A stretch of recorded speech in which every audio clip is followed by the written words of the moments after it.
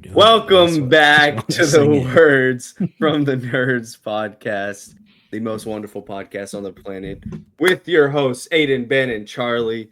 We have a wonderful, jam-packed episode today. Not fishing for news or topics or nothing. We got all the media, for us. So what? Does the recording just restart? Keep going, man. My mind went somewhere it shouldn't have went, man. I'm sorry. Oh, didn't want to mess up the your recording did not restart. I swear the counting started like 5 seconds after you started talking. Oh, really? No, who knows, man? Keep going. Off to a great start, huh? These two, don't you love these two co-hosts right here? You can't blame us. All right. Welcome back to the Words from Nerds podcast. We got a big episode today, baby. We got a jam-packed one. We're gonna start it out by getting into some comments, and then we'll ask what these two wonderful gentlemen have watched this week. We'll talk a little bit about any kind of media we consumed, and then it's on to the checklist. It's on to everything that has caught our attention in the past week. So we have two comments. I don't know if y'all saw this first one. It's it's kind of a doozy. Doubloons for days commented, absolutely ass takes gentle farts. Jeez. Oh, hell yeah. Dude, that's fucking sick. That's sick. You know what? This is months and months of us saying, leave us a bad comment. We finally got one. I like that there's no because we don't agree on things. So it's like, do we all somehow have bad takes? Was he just a middle ground of everything, or like, I don't know. Yeah, I was like, I like The Long Walk, and you guys were like, I don't like it as much as you, and he's like, bad takes. Yeah, okay. Well, which one? Well, what is it? Absolutely ass takes, and a nice little gentle farts. Just didn't even have the gall to call us gentlemen. I love it. That'll stick around. One of these weeks we're gonna be talking, and I'll ask how you gentle farts are doing. Yeah, what's up, gentle farts? Well, shout out to Doubloons for Days. I just replied with a nice little W for him. And then another comment from @AllYouCanSee590. I'm interested in this, how y'all interpret this, because I can see kind of both sides. At least I could when I initially read it in the car the other day. He begins, or she, or they begin by saying, Gen V is what Peacemaker wants it to be. Or is what Peacemaker wants to be. So Gen V is what Peacemaker wants to be. The creators don't have to come online and tell people to make sure they tune in because it links to something bigger. They don't have to tell you to wait till a certain episode for things to get crazy or good. Gen V just puts out a trailer. None of that hype beast BS. Because not only is the story amazing, but when things happen, you actually feel for it. Peacemaker is shallow, low-hanging fruit type of humor. You can tell that the show is forcing everything that it does because the universe that they're trying to connect to is not traditionally used in that manner, with all that debauchery and BS to fluff it up. That's what James Gunn needs to realize. DC is not like The Boys. It's not funny. It's not all humor. DC is actually supposed to be serious. And when I say serious, I mean people should take it seriously, not as a joke. Lots to unpack there. Well, I absolutely disagree with that last part. So when I say I initially agreed, I don't necessarily think James Gunn needed to come out and say, wait till episode 6, 7, and 8, to get eyes on the show. I don't think he needed to come back and say anything about the show to get eyes back on what a lot of people regarded as one of the best comic book shows ever with season 1. I guess more so just the low-hanging fruit type of humor is what initially stuck out to me. And we've talked about this before when episode 1 came out. We talked about, okay, maybe the humor isn't like hitting as much as it usually does. Maybe rated R humor. He's just not as in his bag as PG-13 humor. So whenever you're comparing it to The Boys or Gen V, okay, maybe you have a point there. I don't think it's shallow. I don't know if he was talking about the humor, if the humor's shallow. If he is, okay, fine. But the show itself, I don't think is shallow. And I think James Gunn actually has a lot on his plate here by setting up this new universe. I don't think he's necessarily forcing anything or, having to throw in a lot to fluff it up. I think he's just literally taking something with such a bad track record and telling people, hey, season 1, that was before the new canon. Season 2 is the new canon. Here's why I'm doing so much press. Here's why I'm telling you, hey, look, this is back to being a connected universe that will actually stick around for more than 5 years. So to compare it to Gen V, I really think is a fair comparison. I also don't think that Gen V is what Peacemaker would want to be. Hey, buddy. So you haven't seen the show, so I don't know if you should. I mean, I'm just saying. Look, let's look at ratings. I mean, let's just look at ratings. I mean, fair. I agree with some of it. I disagree with parts pretty heavily. Like, the whole you don't have to come online and tell people to make sure that they tune in because it links into something bigger. It's like, okay, yeah, James Gunn every week is going to be like, hey, check out this newest episode of Peacemaker. Something crazy happens, whatever. And obviously, crazy things have started to happen with it. But it's also like, the whole, Gen V just puts out a trailer with none of the hypebeast stuff. And it's like, yeah, well, I don't see a single soul talking about Gen V. I legitimately, I don't see it at all anywhere. Nobody's talking about it. And so on one hand, it's like, dude, James Gunn is like I don't know what his official title is of DC Studios, the co-head of DC Studios. Of course, he's going to be pushing for all of the content that comes out. Superman drops on Max. He's going to push for people to watch it, especially in preparation for stuff coming up in Peacemaker. Like those types of things. Of course, you're going to push it when you're one of the guys running DC Studios. It's like, I don't know. Gen V is just kind of going under the radar. I don't even know. I would love to see the actual numbers of how many people are watching it, because Peacemaker season 1 was apparently a huge hit on HBO Max when that season came out a couple of years ago. I didn't even realize how big it was, but that's something that James Gunn recently said in it's their like official podcast that they pair along with and release every single week to do kind of commentary on the episodes. He said that on one of those in these past couple of weeks that I saw, that it did like super, super well. So I disagree with that, but I agree with like, I just want to say, I also wonder if this person even watched the first 3 episodes of this season of Gen V before leaving that comment, because they said the story is amazing, and like the first 3 episodes of season 2 are absolutely not amazing. So I'm not sure where that comes from, but yeah. But I understand some of the point though of like, a lot of the draw of Peacemaker is kind of the low-hanging fruit humor or the R-rated shock value, but it's also like, isn't a big part of every show that's come out of the Boys universe the R-rated shock value entertainment that people get from it? Like, I feel like that relies on it as much as Peacemaker relies on really stupid humor that we're not a huge fan of. Yeah. Yeah, I am on this website, Television Stats. I mean, there's just like one of the first like viewership ones to come up. Peacemaker and Marvel Zombies are at 5 and 4. So Zombies is at 4.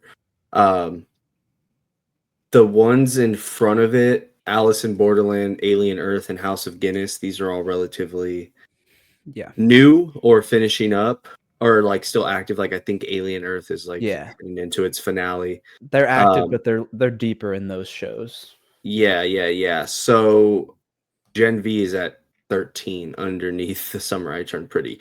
And this is a 7-day history. So the Summer I Turned Pretty ended like last week, and it's still having a better viewership than Gen V, which started just a couple days ago. So I don't know if that tells you anything. A show that I just finished up over a week ago is above Gen V, which just started. So I don't know. Maybe that could be on the up and up. Maybe this website is a whole bunch of BS, but still, the point still stands. When I go on Twitter, I do not see a single thing about Gen V, but I do about zombies and Peacemaker. Yeah. The other sentiment that I don't think I like is the part at the very end of DC is not like The Boys. It's not funny. It's not all humor. DC is actually supposed to be serious. And I don't want to read too into this. I don't know if this is like somebody who's a big fan of the Snyderverse, who's used to the serious tone of DC characters, and they just really want to get back to that kind of gritty tone of movies. But another thing that James Gunn said recently, I think also on that same episode that I saw, which I don't know, might have been a week or two ago, but he said something about like superheroes inherently are going to be humorous and find humor as a way to cope through all the serious stuff that they deal with. And obviously there's a balance within that. But the thought that you're just going to have a flawless stoic hero who's going to, sit there stone cold at everything that happens, even when there's high stakes and people dying and whatever. It's like, no, at some point you kind of need humor to cope with certain things, even tragic things. And it's just a matter of balancing that, of course, with the empathy that should be tied along with it. And you can have that balance. I mean, we all know that James Gunn can do that. But just saying that it's just like supposed to be taken seriously, it's like you can take something seriously while also having injected humor into all of it that just kind of fits the tone and makes it an actual like realistic, more like human balance of how we deal with emotions as we go throughout life. Yeah, I agree. I don't think there's a single thing about Peacemaker that necessarily needs to be more serious. I have problems with the humor. Doesn't mean that I don't think it's warranted or I don't think it's like entertaining, Um, and we'll talk about it later on. Vigilante this season just has not been hitting for me, but like that gets paid off in such a big way in this episode. So even if those moments don't necessarily seem like they're needed, uh, who am I to say, yeah, this is completely better off if we just don't have it at all. Just keep things super serious. So thank you, regardless, for the comment. 2 wonderful comments this week. Let's get into what we've watched. Can I insert one thing here actually? Yes. So, we talked about a topic a couple weeks ago where I brought up that I didn't love their approach to greenlighting projects in the DC universe. I don't know if you heard this from James Gunn recently, and I don't know where this was said, but this was in video format. He was doing some sort of interview or maybe on one of the DC Studios podcasts, but he gave some insight into that, and I wanted to give that to you guys so that we could get a little bit of thoughts on it, just real quick. But he said that when they first laid out the slate for DC, they had a bigger picture storyline in mind, and they kind of knew the flow of where things were going. And what he specifically said is that for one reason or another, certain things have been delayed or can't happen. Stories have changed slightly. And all that he said is the bigger overarching story that they had planned out from the very beginning is still for the most part happening. It's just that some of the ways that we're getting there have changed. But they have thought out not just like it's not just specifically about, oh, we want to plan on a Superman, a Batman, a Wonder Woman so that we can do a Justice League. That's not what they thought out. They actually thought out, where do we want the story to get to, and then how do we fit the pieces in place to get to that point. So, Superman setting up Lex Luthor, potentially setting up Brainiac, those types of things leading into Supergirl, Peacemaker, alternate realities, different dimensions, stuff like that. They have some sort, like he specifically said, the bigger picture has not changed. It's just that we're not going to be able to use, like, Booster Gold is not going to have significance to then get to that point in our story, because it's not something that's going to happen right now. But still, like, they're going to put the pieces in place, and they know the crucial parts where they will still get to their plan. So I thought that was interesting to just, like, hear that directly of, like, he even said, like, you know, we have a bigger picture, but also I have my thing about greenlighting projects. That's what he said. I have my thing of, I need to see a script and I need to be happy with it for it to move forward.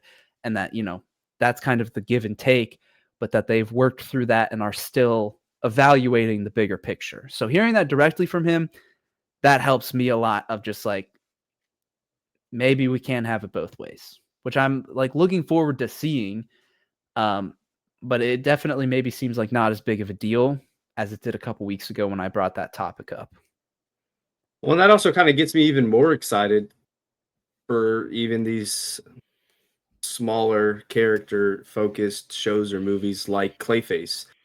I'm like, oh well, that's interesting. He has this this final plan. Why would he greenlight Clayface if that's something he can use as a step towards getting there that just wouldn't completely derail everything? So now if I see, hey, this has been greenlighted, because I've been done so dirty by Marvel in the past where they're like, hey, yeah, we're doing this, and I'm like, oh, sick, and then we watch it and look back 5 years after, like, oh yeah, that didn't. Why was that made? What was the significance of that, other than just to throw them into one of your cartoons that you're going to do that's 4 episodes long? But I've been hurt by so much of that to where now if I see something green lighted from DC, I'm like, oh, I wonder how this fits into whatever it is we're building to. So I don't think it's that everything that's greenlit is a necessary piece, but more so they're not letting projects being held back because they don't have scripts yet. That's not going to be like a critical flaw in the plan where they can't still get to the grander story. So it could be something where, like, because James Gunn, I mean, he's writing and going to have heavy involvement in Man of Tomorrow. He worked on Peacemaker, already did Superman, heavily involved in Supergirl. It could be one of those things where James knows the plan and has, like, a core kind of team of people where it's like, we know these projects are happening, and he's kind of writing and involved within it to make sure that happens. And it could still be the case where he's like, yeah, let's greenlight Clayface, and then it's not like a crucial part to the bigger plan. It's just a project that's greenlit. So it's not that every project is crucial, but that we can still greenlight kind of anything, but that doesn't mean that we're going to lose the bigger picture. They still have that in mind. Okay, I see what you mean. I thought you had meant more so like, yeah, well, everything we're green lighting, it's a way to help us get to that final point. And, like, don't worry, it's not like it's all just, I like this, so I'm a green light it without a script. See what you mean. Interesting. Yeah. Mr. Charles, any thoughts on that? I mean, it sounds better than what we originally surmised from it, for sure. I still have, like, a couple of qualms with, like, sure, I guess maybe it's answered with the fact that he has the final story that he's heading towards, but I guess it still begs the question of, I don't know, I'm sure that these will amount to something later on, but we still have the fact that we're seeing Gotham for the first time in a Clayface movie rather than, Batman himself, that kind of thing. And, like, there's no mention of Flash or anything like that. He specifically said, I think they're not going to do Flash for a while, which is fine. Like, that's whatever. But I don't know. When you combine all of these things, it's still a little bit of an annoyance in my mind, I think.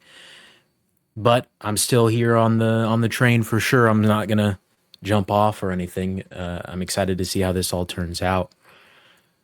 But maybe this the sudden announcement of, like, a Wonder Woman fast tracking is also in service of that finish line that he's working towards, or maybe it's not, and it's just one of these Clayface one-off things.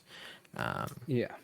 Considering it seems like they're doing a lot of heavy lifting with specifically Superman and everything that is around Superman and Man of Tomorrow, et cetera, Supergirl, which we'll touch on more when we get into this episode of Peacemaker as well. I have something I want to bring up, but yeah, the other thing that he kind of mentioned is when he was doing the interview or he was explaining that, and he said something about like the bigger picture and that it'll take time to get there.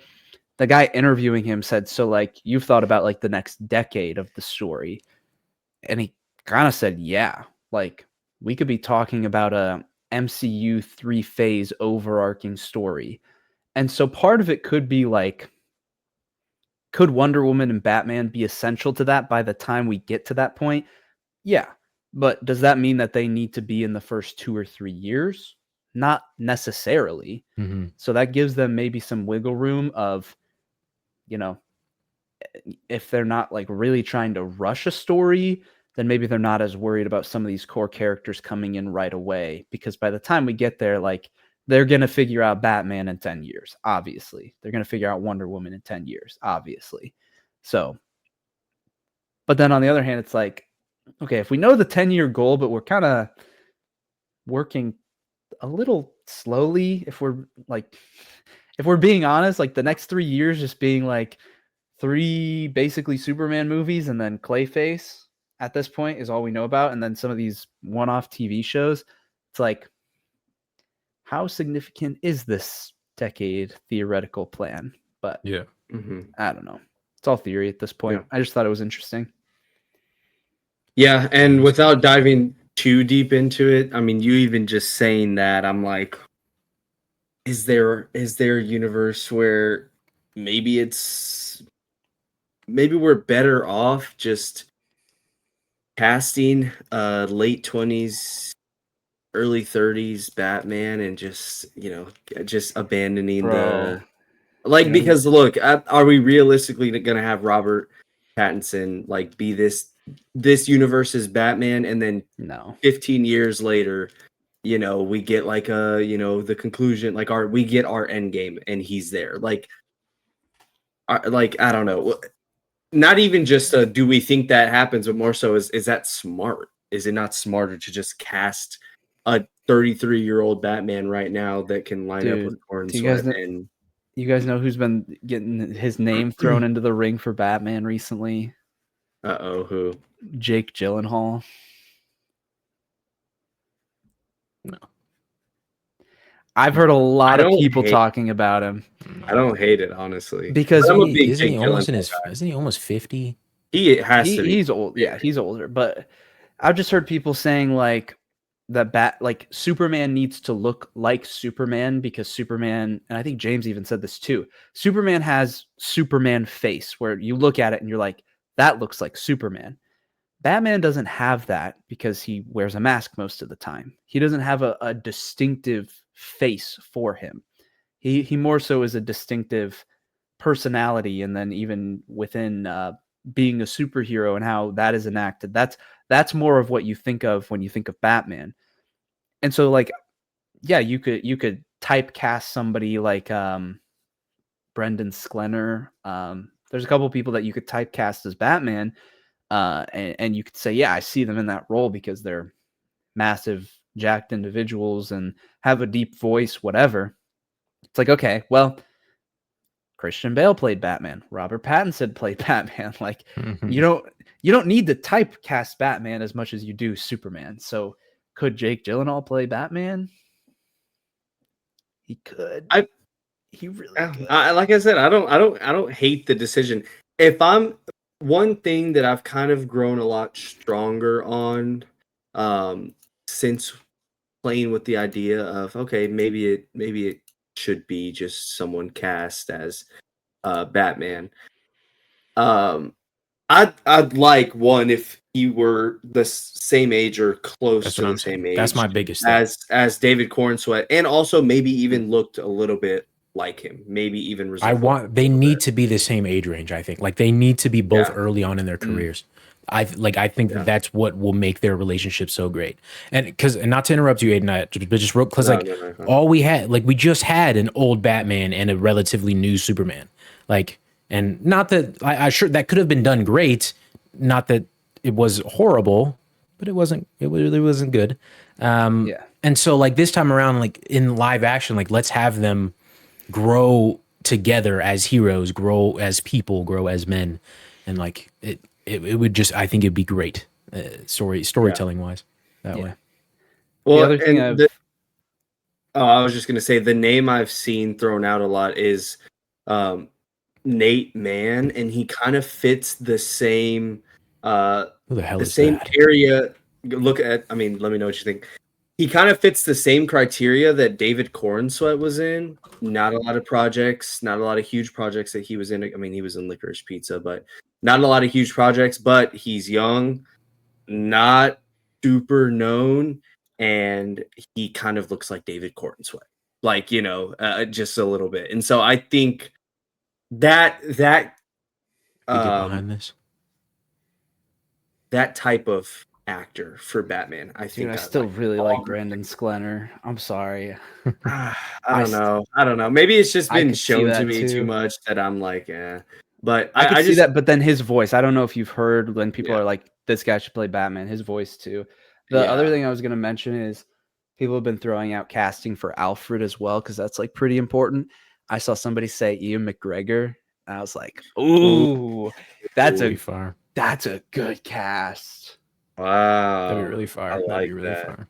Yeah. Oh wow, damn. Where are you getting your casting plugs at, dude? Holy crap! I'm tuned in. Other than Jake Gyllenhaal. See, I kind of like Jake Gyllenhaal. Dude, Jake, but dude, he's not old, but he's too old. He's just older. Yeah, not for. He's DC not old, Batman, but he's just too old for what I would like. Yeah. Do you know who said Jake Gyllenhaal? Can I out myself real quick? Sure, go ahead, man. It was the Escape Pod. Really? Yeah, never mind. I hate it. No, I'm just kidding.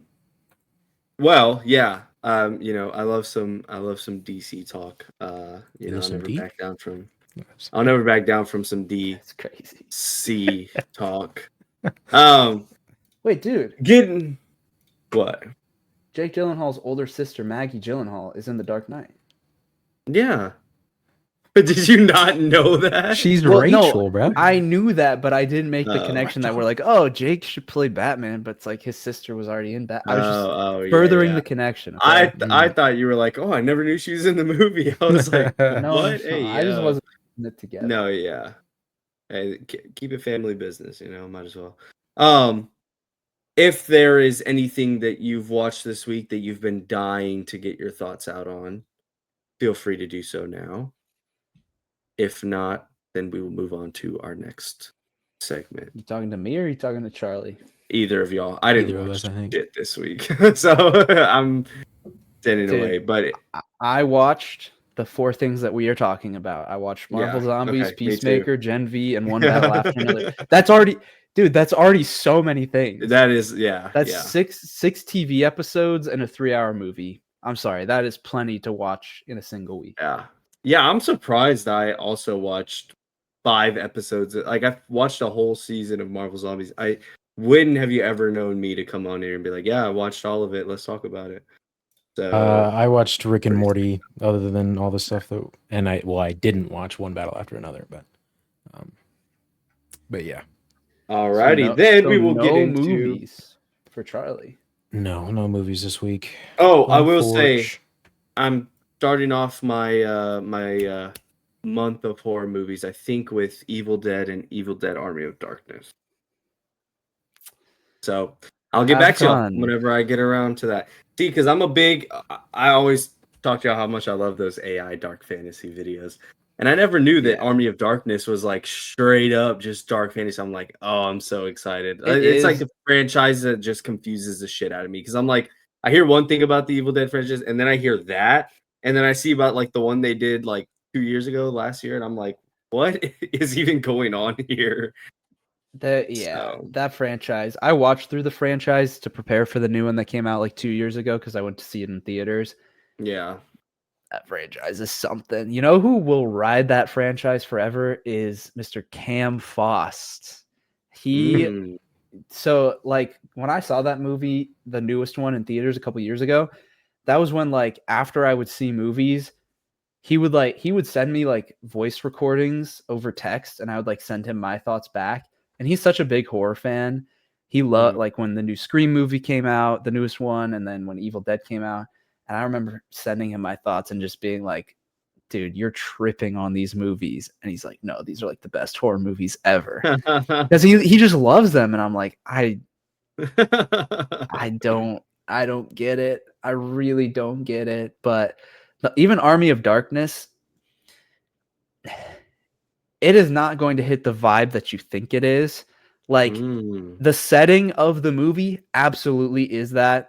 But it's an older movie, so it's aesthetically like it's gonna look like that, but cheap. And it's not like the music or tone is gonna hit that vibe either. So interesting. I get what you're saying, but I wouldn't get your hopes up. Well, like I said, I also I just know nothing about anything about the franchise, so I'm excited to because I know it's like a cult classic. Like it has a big cult following, so somehow. Yeah. Alrighty, I'll let these gentlemen take it away with hopefully maybe a better discussion on Gen V episode 4. Yes. And For me, without my further side. ado- Okay, take it away. I think episode 4 was much better than the first 3 episodes. It gave us everything that I think we needed to know for the rest of the season finally, which isn't great saying that it's because it's episode 4.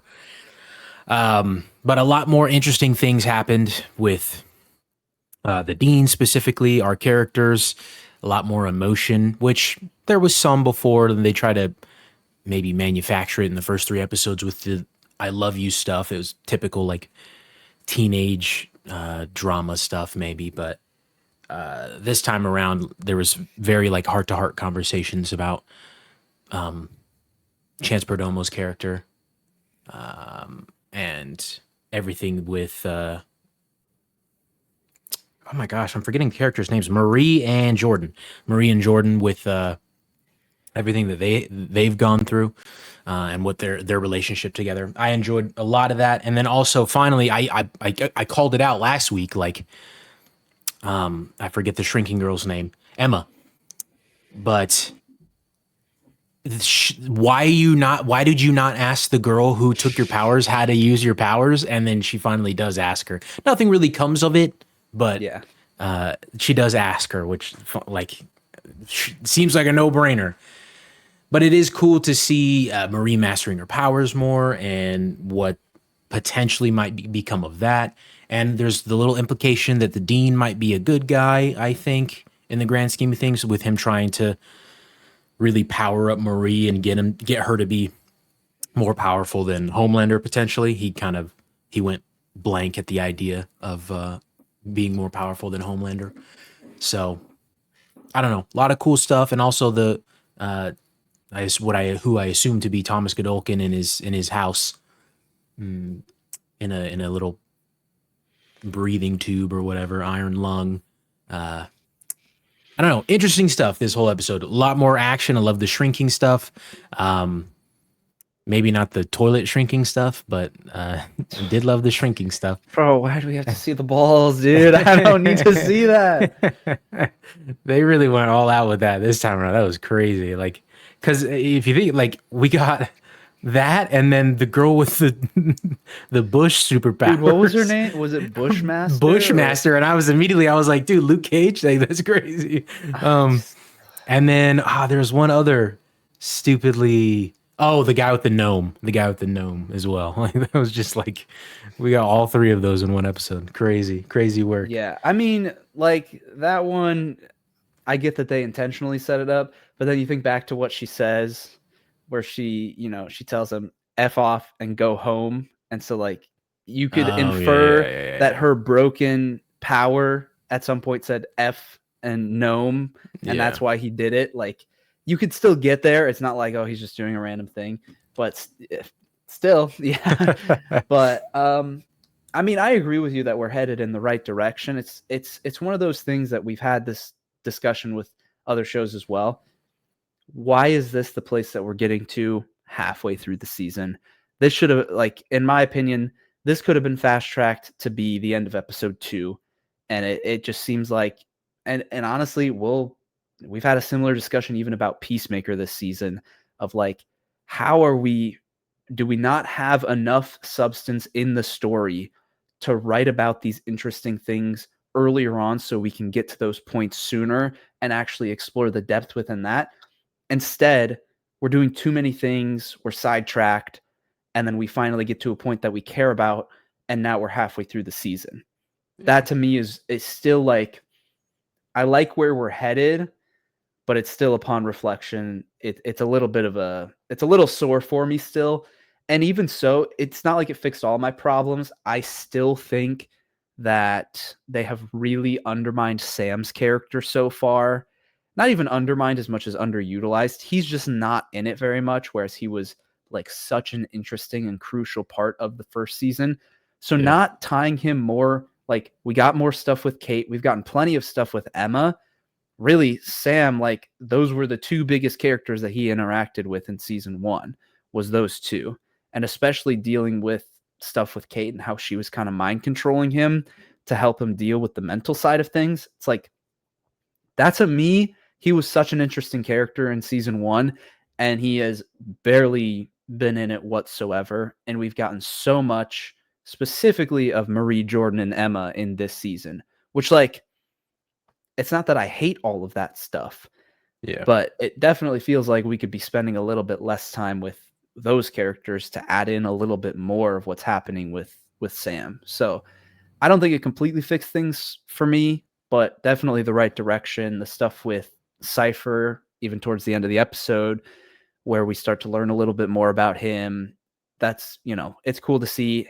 When you say there's a hint that he might overall have good motives, do you mean that at the middle point of the episode or even by the end of the episode? I guess the middle point. Honestly, I could, like, maybe the ends justify the means for him is what I'd say. Sure. So even by the end of the episode, I still say it's like up in the air for him to have overall good intentions for anti-Vought stuff, anti-Vought thoughts, I guess. Just because, why is he so hell-bent on making Marie so powerful? And he's seemingly been involved with her since she was born to make her that way, which is, I will say, it's kind of weird that he wasn't even present in season 1 at all for that to be the case, but it's kind of like a retcon thing, but it doesn't matter in the grand scheme. But I would say even by the end, he's doing this to prop up Marie. Granted, it's not great. It's evil, like making Jordan borderline die if Marie popped the bag, as to say. Yeah. But I can see his justification for it if whatever maybe Homelander did to wrong him, or Vought in general did to wrong him. Maybe Vought did something to, maybe Thomas Godolkin is his dad, and they did something to Thomas, and he's pissed off about it still.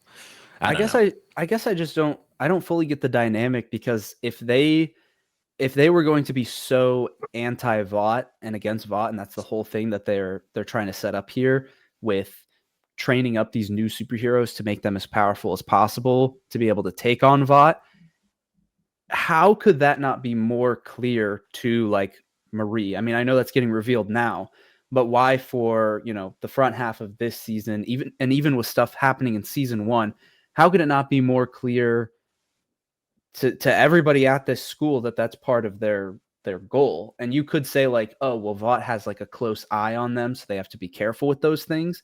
But it's like, okay, so then what does Vought think that they're doing? Does Vought think or has Vought infiltrated, and that's part of these like experiments that have been happening on these kids? Like, kind of how does everything fit together of if they're, if they're not able to reveal this information to Marie and say, this is our true intentions, and to the other students, why not? And if it's because of Vought's involvement, what is Vought's involvement? It's kind of it seems like there's some sort of overall puzzle for how all of these different organizations are involved in the grander picture of things, but it doesn't seem like completely clear to me. I would just say it's mostly just Marie. I don't think that the rest of he really cares about the rest of the school. Like Odessa is Marie, or she's the only one still alive from the Odessa files or whatever. And as for why it's not clear to Marie, I don't know. Cypher is kind of just a mysterious guy, and maybe that's the persona he wants to give off because of Vought. Which saying all this, it does. Have we seen this in the boys universe before? Like, has there been someone like a secret? Like, it feels like retreading territory to me. I don't know. Where am I making that up? Where there's somebody who was pretending to be on Vought's side, but they were really with the heroes the whole time. I mean, I don't know. Maybe like A-Train is A-Train's kind of doing Starlight that. was for a big piece of things earlier Fair. on, like technically. I mean, that was more like of a clear distinction though when she was interacting with the boys, but A-Train for a little bit, yeah, you could say that. And then I mean, I feel like there's been lots of people who have been kind of double crossing and infiltrating. Wasn't there like maybe one of the secretaries last season? Yeah, that's like Ashley or something. I don't know. Yeah, somebody was like learning information and then getting it to the boys somehow to help them out. So I mean, there's been plenty of that, but it's still a question of like, is Cypher in Vought's good graces, and they have him for some grander purpose, but he's doing something else. There's still that question of like, where actually is that connection, and not that we necessarily need that because this is kind of its own standalone story. But if the goal is that we're building up to a season 5 where, by the end of Gen V, that could kind of be a launching point into season 5. We're very likely going to see these characters in season 5 if everything is coming to a head. They haven't really established that connection though. Other than like the crossover that we've had has been like when Gen V characters showed up in the boys towards the end, and when other characters from the boys showed up in Gen V last season. It's like there hasn't actually been an overarching story crossover as much as there's been individual characters who have just kind of leaped back and forth between each show. So I don't know. I hope that they paint that kind of more clearly and that we actually like build that towards something. I hope that when they were thinking of Gen V and kind of conceptualizing what it would be as a show, they thought about how it fit into the bigger picture of the boys universe. Sure. And I agree. I think I hope that is something that is still at front of mind for them with everything that they're doing in this show. As for Vought's involvement, I mean, maybe I just would say for the grander idea of the favorability of superheroes in the public eye, and they want to keep Godolkin looking as squeaky clean as they can, so that way, even though I guess specifically this season they're not caring about as much what the public, specifically humans, think about supers in this context of the world. So maybe that's a moot point, but I mean, you still have what's her name? She was in the last season of The Boys, introduced there. Is it Firecracker? Yeah, the Alex Jones type. Yeah. So you have her doing news coverage, which she was a part of The Boys, or she was a part of Vought. So you could point to that and say, there's still some kind of overlap and coverage of here's what's happening at the college for superheroes. So I agree. I mean, I agree with you there, but it's always one of those things where it's like, I don't really understand how big picture, how Vought holds everything together. I mean, it's kind of like, I don't know. If you're kind of a random human, I don't know that, there's a college for superheroes. I don't think that would really sway you one way or another. Sure. And I agree with that. Yeah. Gen V, episode 4, I liked it a lot more. Ben liked it a little bit more. So, yeah. I mean, I'm more excited to see where we go now. And, like, I can say I'm looking forward to see, like, where does this leave things off? Because I do feel like there will be some loose threads that will probably tie into where The Boys season 5 goes a little bit. So I'm more excited for that. But, and justice for Sam. He needs to be in it more. Those are my biggest takeaways. He did get that conversation with Jordan a little bit, but yeah, I still do agree with you. I mean, like, of our core group, he's like clearly the most underutilized this season. I'd say Kate as well, but yeah, I agree. Well, I would have agreed with that last week, but I think Kate got some moments to shine this episode that makes Sam clearly be in last place. Fair. Yeah. Yeah, we need more Sam. Dude, come on, Aiden. All right. Aiden, can you wait? Can you let's just for who on this poster point to who you think Sam is, or do you know who Sam is? I don't know who Sam is. Okay, then which one do you think is Sam? Dude with the black hair. On the left? On the left? In the blue jacket? Yeah. We'll move on. Either him or the... No, Sam isn't on the poster. It's a trick question. No, Sam is on the... He is on the poster. Is it the white dude with the curly hair up top? Yeah, that is Sam, yes. That's Sam. Okay, he looks like somebody who'd be left out of the season 2. Holy crap. Crazy work. He does have that Charlie haircut. What? Yeah. What? Mine curls look way better than this guy's, all right, bro? I will give you that. You got a nice little broccoli top going there. Yeah, I do. Thank you. Broccoli top. I'm going to shave it off next time I see you, though. Go ahead, bro. I've been thinking about doing the buzz. Don't.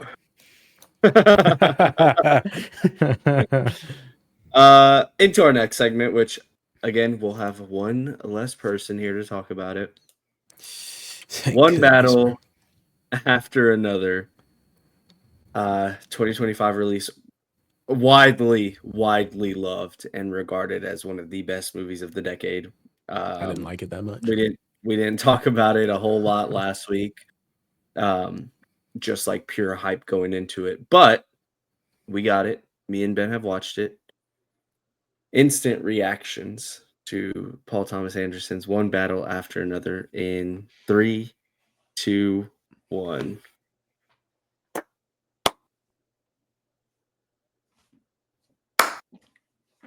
You are crazy. You are crazy. You don't know what my take is.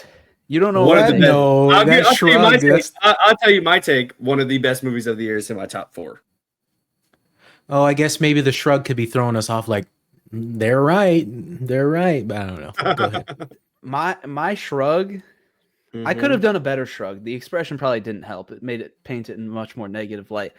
My shrug is because I really liked it, but I don't know exactly how I feel about it. And I've tried to think about it the last couple days because it's so not structured like any movie that I've seen.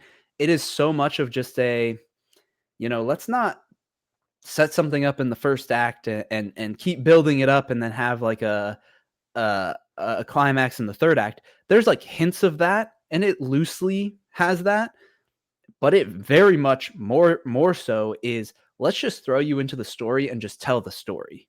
It is very much that kind of a movie, and those are so rare. Just a pure like storytelling movie that just kind of does its own thing with how it decides to present the story and characters and whatnot. And like, I know that I really liked it. I wouldn't go lower than an 8.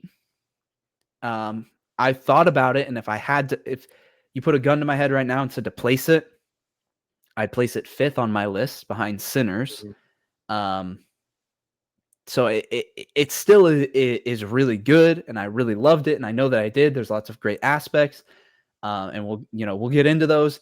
But I truthfully And John, who I went to see it with, shout out John, he was the exact same way. We finished it and he was just like, dude, that was a great time and I really loved it, but I don't know exactly how I feel. Like I don't even know if another watch would even help that.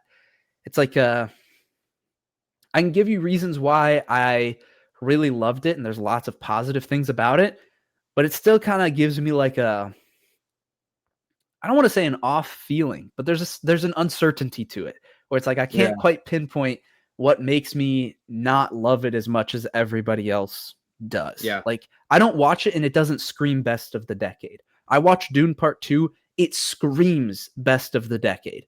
This is not that for me. It's really good, but it is not that. Yeah, I'd agree. We'll get into it. Yeah, and I would actually agree a little bit with that in terms of, I got out and I was like, yeah, I don't know. I mean, maybe a little bit overhyped. I can see why maybe this resonated so heavily with a lot of people, but at the same time, not really. And so there was that feeling of uncertainty for me as well. I did absolutely love it though. But I'm at a 9, and it's behind Nijatu, Sinners, and Superman for me. So it falls at number 4. I think one of my biggest complaints were this felt like a movie that could have used so many emotional moments, and there just weren't any at all. Not at all, but dude, that's a crazy point. I didn't even think about like for how well set up and how much you love the characters in this movie, for them to really kind of like stack the end with just a couple emotional moments and not have very many throughout, that is a little bit crazy. Yeah, and that's why that. I kept going through it and I was like, I'm not really feeling, and I felt a lot through this movie, right? I mean, there's a lot of great funny moments. Benicio del Toro is absolutely phenomenal. So every sequence that he's in, like, I'm definitely feeling a lot of emotions, but not a lot of them were the emotions that I wanted to feel, which were sad or, grief or, yearning for seeing what we saw in the end. And and that was just really weird because I'm like, man, you'd think after, things happen in the first hour and then things get resolved, right at the end, you'd think that there'd be a lot more of that, and there weren't. And so I think that's why I can't go higher than a 9 or an 8.5.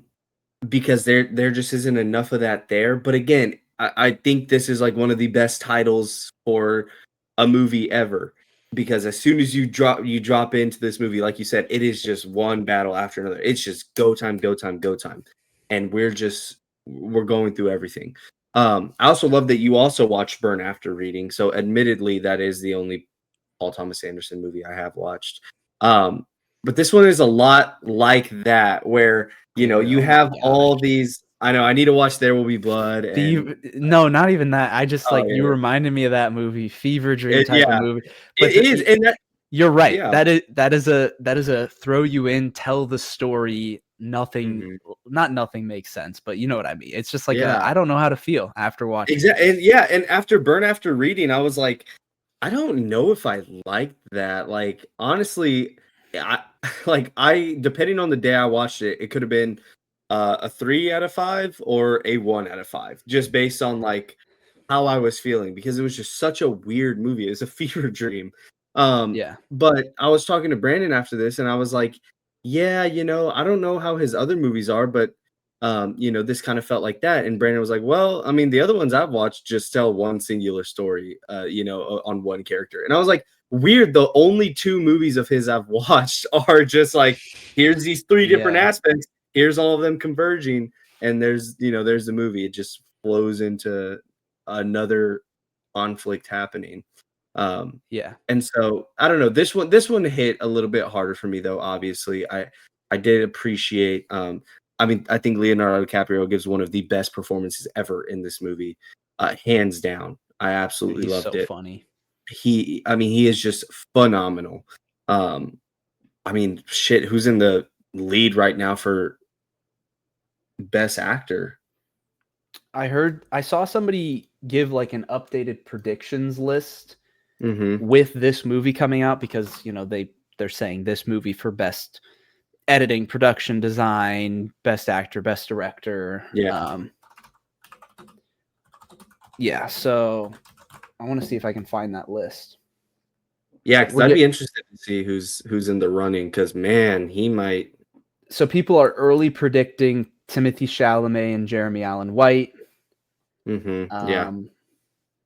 People are saying Leonardo DiCaprio, Dwayne Johnson for The Smashing Machine, Wagner Moura for The Secret Agent, not one that I've heard of. Michael B. Jordan in Sinners, Russell Crowe in Nuremberg. I haven't heard of that one either. Oh, Wagner Moura, he was in Civil War. I actually really liked him in Civil War. Huh. I'll have to check that one if we get it. Daniel Day-Lewis, obviously everyone loves him. It doesn't matter what he's in. He's gonna get a bone thrown to him. But so there's talk of Leo getting his next Oscar, his second Oscar, which is crazy. That he's only gotten one before. But anyways, yeah, those are the things I love. I mean, those aspects of the movie, the whole chase and like, just how high, like just how tense everything in it is and how high stakes everything is. I mean, I was completely bought in. There was not a second that were you bought in immediately? After the prologue. After the prologue, I was like, okay, here we go. I kind of see where we're going with this. I think I was not quite in for the first like 45 minutes of the movie because two main things. One, it was when we focused on Leo and their daughter. That's when the movie started like hitting just like phenomenal scenes, phenomenal pacing through the middle and through the rest of the movie. I thought the first part, the pacing was a little off. And then, at least for me with some of the character work, it's like getting introduced to Colonel or General Lockjaw. It's like when he's first introduced, you don't have the perspective of what ultimately he will become throughout the rest of the movie. And so I think at the start, like, it's like, okay, this is kind of weird at first. Yeah. And so like you need to get used to your characters and figure out their motives and who they are. And then once that's set up and once we're like really into it, that's when I was absolutely locked into it. But at the start, I was like, I don't know. I needed to settle in a little bit. That I think is something that would get better on a rewatch, like having the full picture of where the characters go. Because then, it starts to put into perspective some of the actions that happen earlier on. I think that could be something that helps. But once we hit that, like, I guess the time switch and we're a little bit further along, that is where it started to get hit beats perfectly with Leo's character and the daughter. And then that's where the comedy ramped up a little bit, which like this movie was hilarious, but it's not like it's not forceful comedy. We talk about Peacemaker where it's like they're just like forcing jokes and really just like trying to write things in to be funny. This is like genuine, just human interaction that is humorous. That is like that's how it should be. That it's so good. This movie was hilarious. The amount of laugh out loud moments, dude. The one that got like my whole theater laughing the most was when he's like on the phone and he gets the new operator and then the new operator tells the other guy, he's just like, apologize and mean it. And he gets back on the phone and Leo's like, hey, prick. Dude, it's just so like, it was so real, It's, So masterclass from him. Yeah, I guess the moment that really got me was when she rats out the group. That when they start to do like their cleanup of the French 75, like as soon as the lady runs out of the grocery store, I was like, oh, like this is because I mean that's where you really get the full stakes and all the high pressure situations where you're like, oh yeah, they're coming to like her dance It's serious. It's that serious. And you know, one of the complaints that Brandon had, and I listened to the voice message, but I was getting out of the car, so I couldn't re-listen to it. So I can't fully speak for him on his defense of this, but at least for me, he had some issues with the villain organization, The Christmas Club. Christmas Adventures. Yes, Yeah. yeah, he had some issues with their involvement. I actually loved it because, you know, we see that and then we see how hard he's going after them. And so for a split second, I was like, oh, is she his? And then you put two and two together, you see, and it's like, oh, yeah, of course he wants to do anything he can. Because I think if it were to just be as cut and dry as, hey, they pulled a fast one on me a long time ago, I'm going to do whatever I can to kill every single one of them, this would have been not great. Dude. I would, I say not great, but I would have dropped it down just like a point or two. But that being the driving factor and then seeing how that group reacts to things, it was just like, wow, what an involvement. The scene where they're sitting down at the meeting and okay, this is kind of getting into like spoilery territory. The movie's great. Everybody go watch it. Charlie, you might want to like, you know, take off the headphones or leave for a little bit so you can talk spoilers. The scene where they're sitting around having the meeting for the Christmas adventures, and they're like, you know, we have a report that he might have a mixed race child, and they're like, what race? And he's like, I don't want to have to say this. It's like, holy crap, dude. Like, yeah. I heard somewhere somebody said like they took it too far, like past realism to make it too satirical and to try to be funny. And it's like, yeah, it's a little like humorous the way that they worded things specifically, and you can kind of laugh at it. But it to me, it didn't take away from like the serious, like these guys are straight up white supremacists. Like it's pretty, and like I almost appreciate that the movie was so clearly so far because there's no gray area, right? They very clearly are like, these guys are straight up racist white supremacists. You don't have to interpret that. You don't have to take it to some extreme. You know it. It is 100% clear. And that makes it like that to me, when it's willing to just like lay it out like that, is way better at, I guess, like setting the proper stage for the stakes of the movie. Whereas if you know, there's a way that this movie could have been changed. I mean, ultimately, it couldn't have been just because of how everything played out and how him being a part of this group is the reason why he wanted to hunt her down. Obviously, that, you know, that's kind of necessary at that point. But even just at the start of the movie, there's kind of you don't like. I'm not trying to get too political here. Obviously, I'm trying to tread very lightly.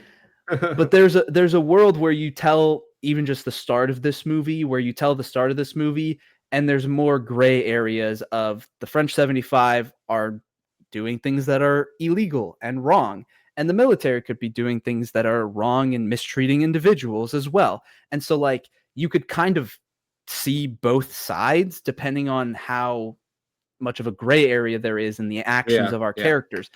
So the fact that they went to the far extreme on both ends, I was like, thank you, because I know that these people are terrible. Like it's pretty obvious that these people are terrible. So I appreciated that aspect of it. And like the people who are, you know, the people who say that they didn't like the politics of this movie, it's like, I don't know what to tell you. Like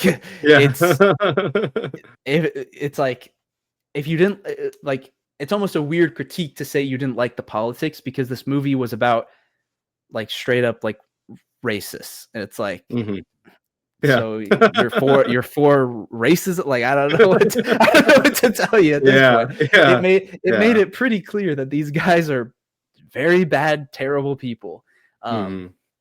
So I appreciated that about the movie, that like, I didn't expect that at the start, that like, okay, we're going to the far extremes.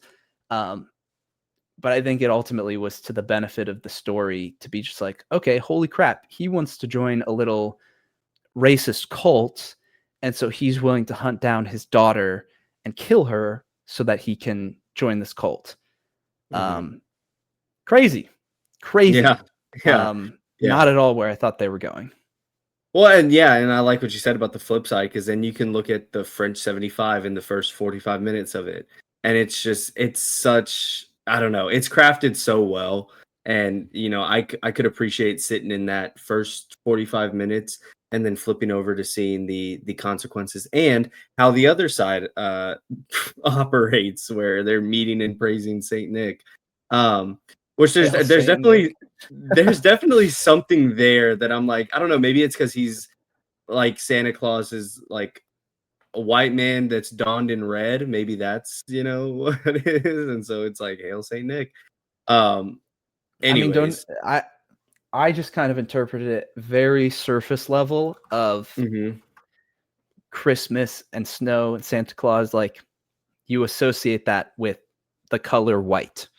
And maybe that's like that's what I think of. Oh, the Christmas adventurers, like they're very, that is their color that they appreciate the most. So, and Hail Saint Nick would just I think that's just kind of like akin to any sort of cult that you can look back to in history.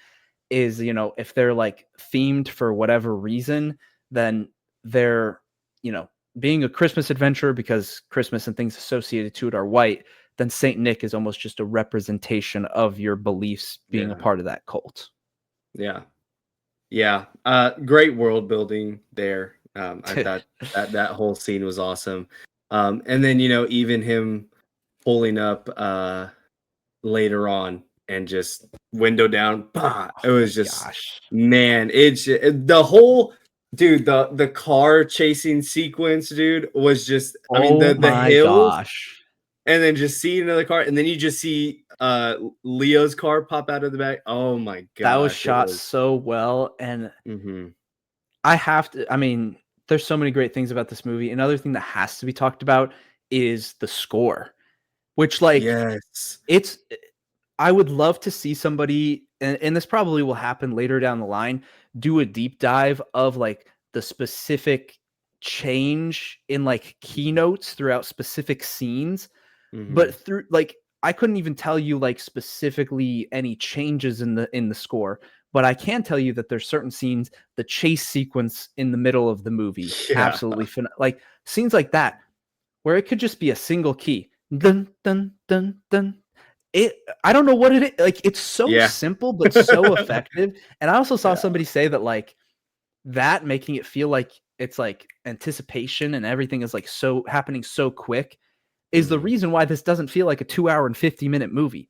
I didn't even know it was that long until we were leaving the theater and we're like, whoa, we should be home by now. How long is this movie? Yeah. And John looked it up and he said 250. I was like, dude, that felt like a 2 hour and 15-minute movie max. Yeah, and it's just because it's always got this anticipation, never stopping, the tension always building, and the score. It's just so good. It's so simple, but it fits.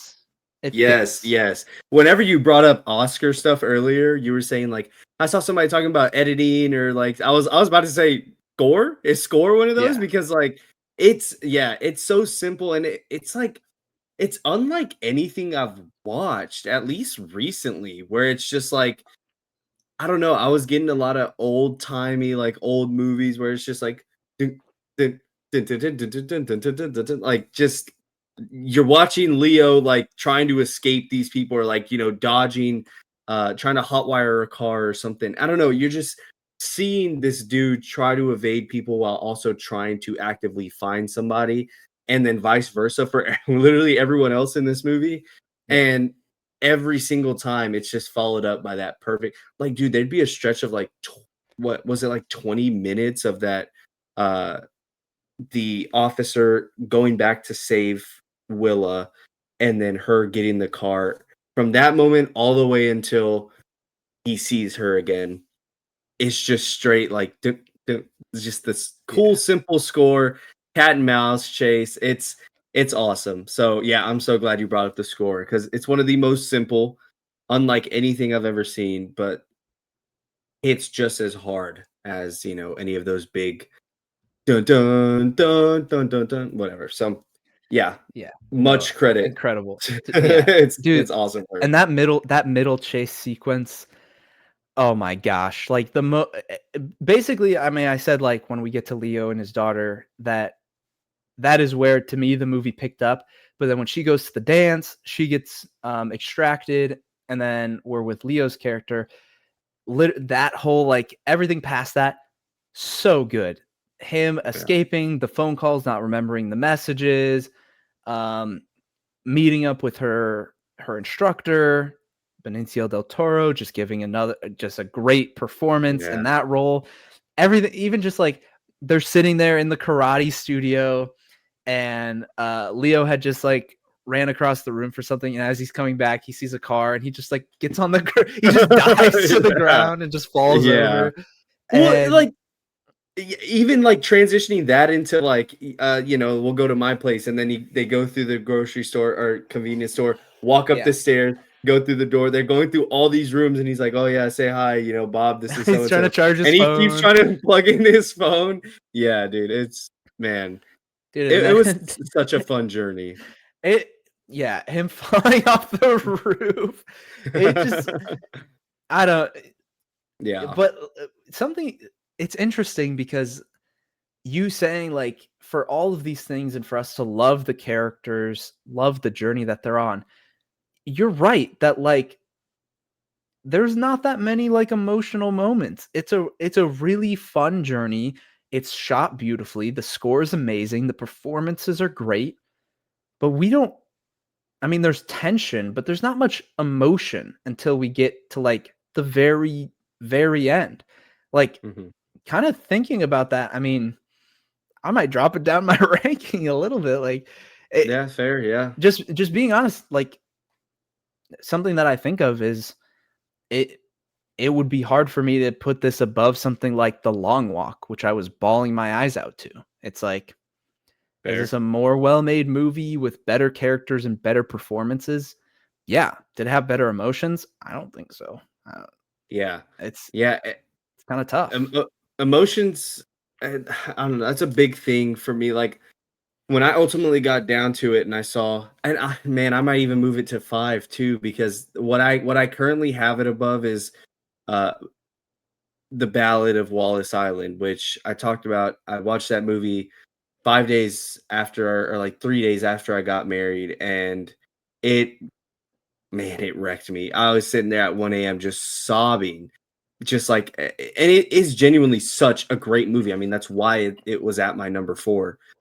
Honestly, that's why it's at my number 4. I might bump it down, but like I look at A Ballad of Wallace Island, and then I even looked at Superman, and I was like, man, I left Superman feeling like a changed guy. I was like, that was it, and Sinners as well. Like, yeah, this movie blew me away. It's great movie making aspect. It is made so well, but so are all these other movies that are in front of it. They just also happen to instill more emotion, pull more emotion out of me. So yeah, I don't know. Yeah, it's a good point. I might drop it down to 5, but still top 5. Yeah, it just, but the perspective that gives me is like the people saying that this is the best movie or one of the best movies of the decade. Yeah. It like, I would love to know what it is that people see in this movie. I would love to see it from that perspective, but I don't, it's great. It is absolutely great, but I don't know. Maybe that's just us. Yeah, maybe. And I mean, I'd love to get like read some more opinions of somebody who does feel that way.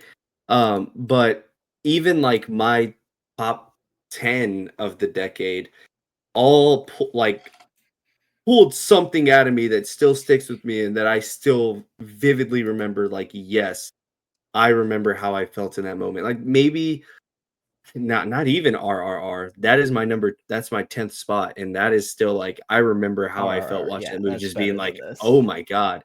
Past Lives, I mean, I sobbed like a baby to that. Oppenheimer, Everything Everywhere, Sinners, all that stuff.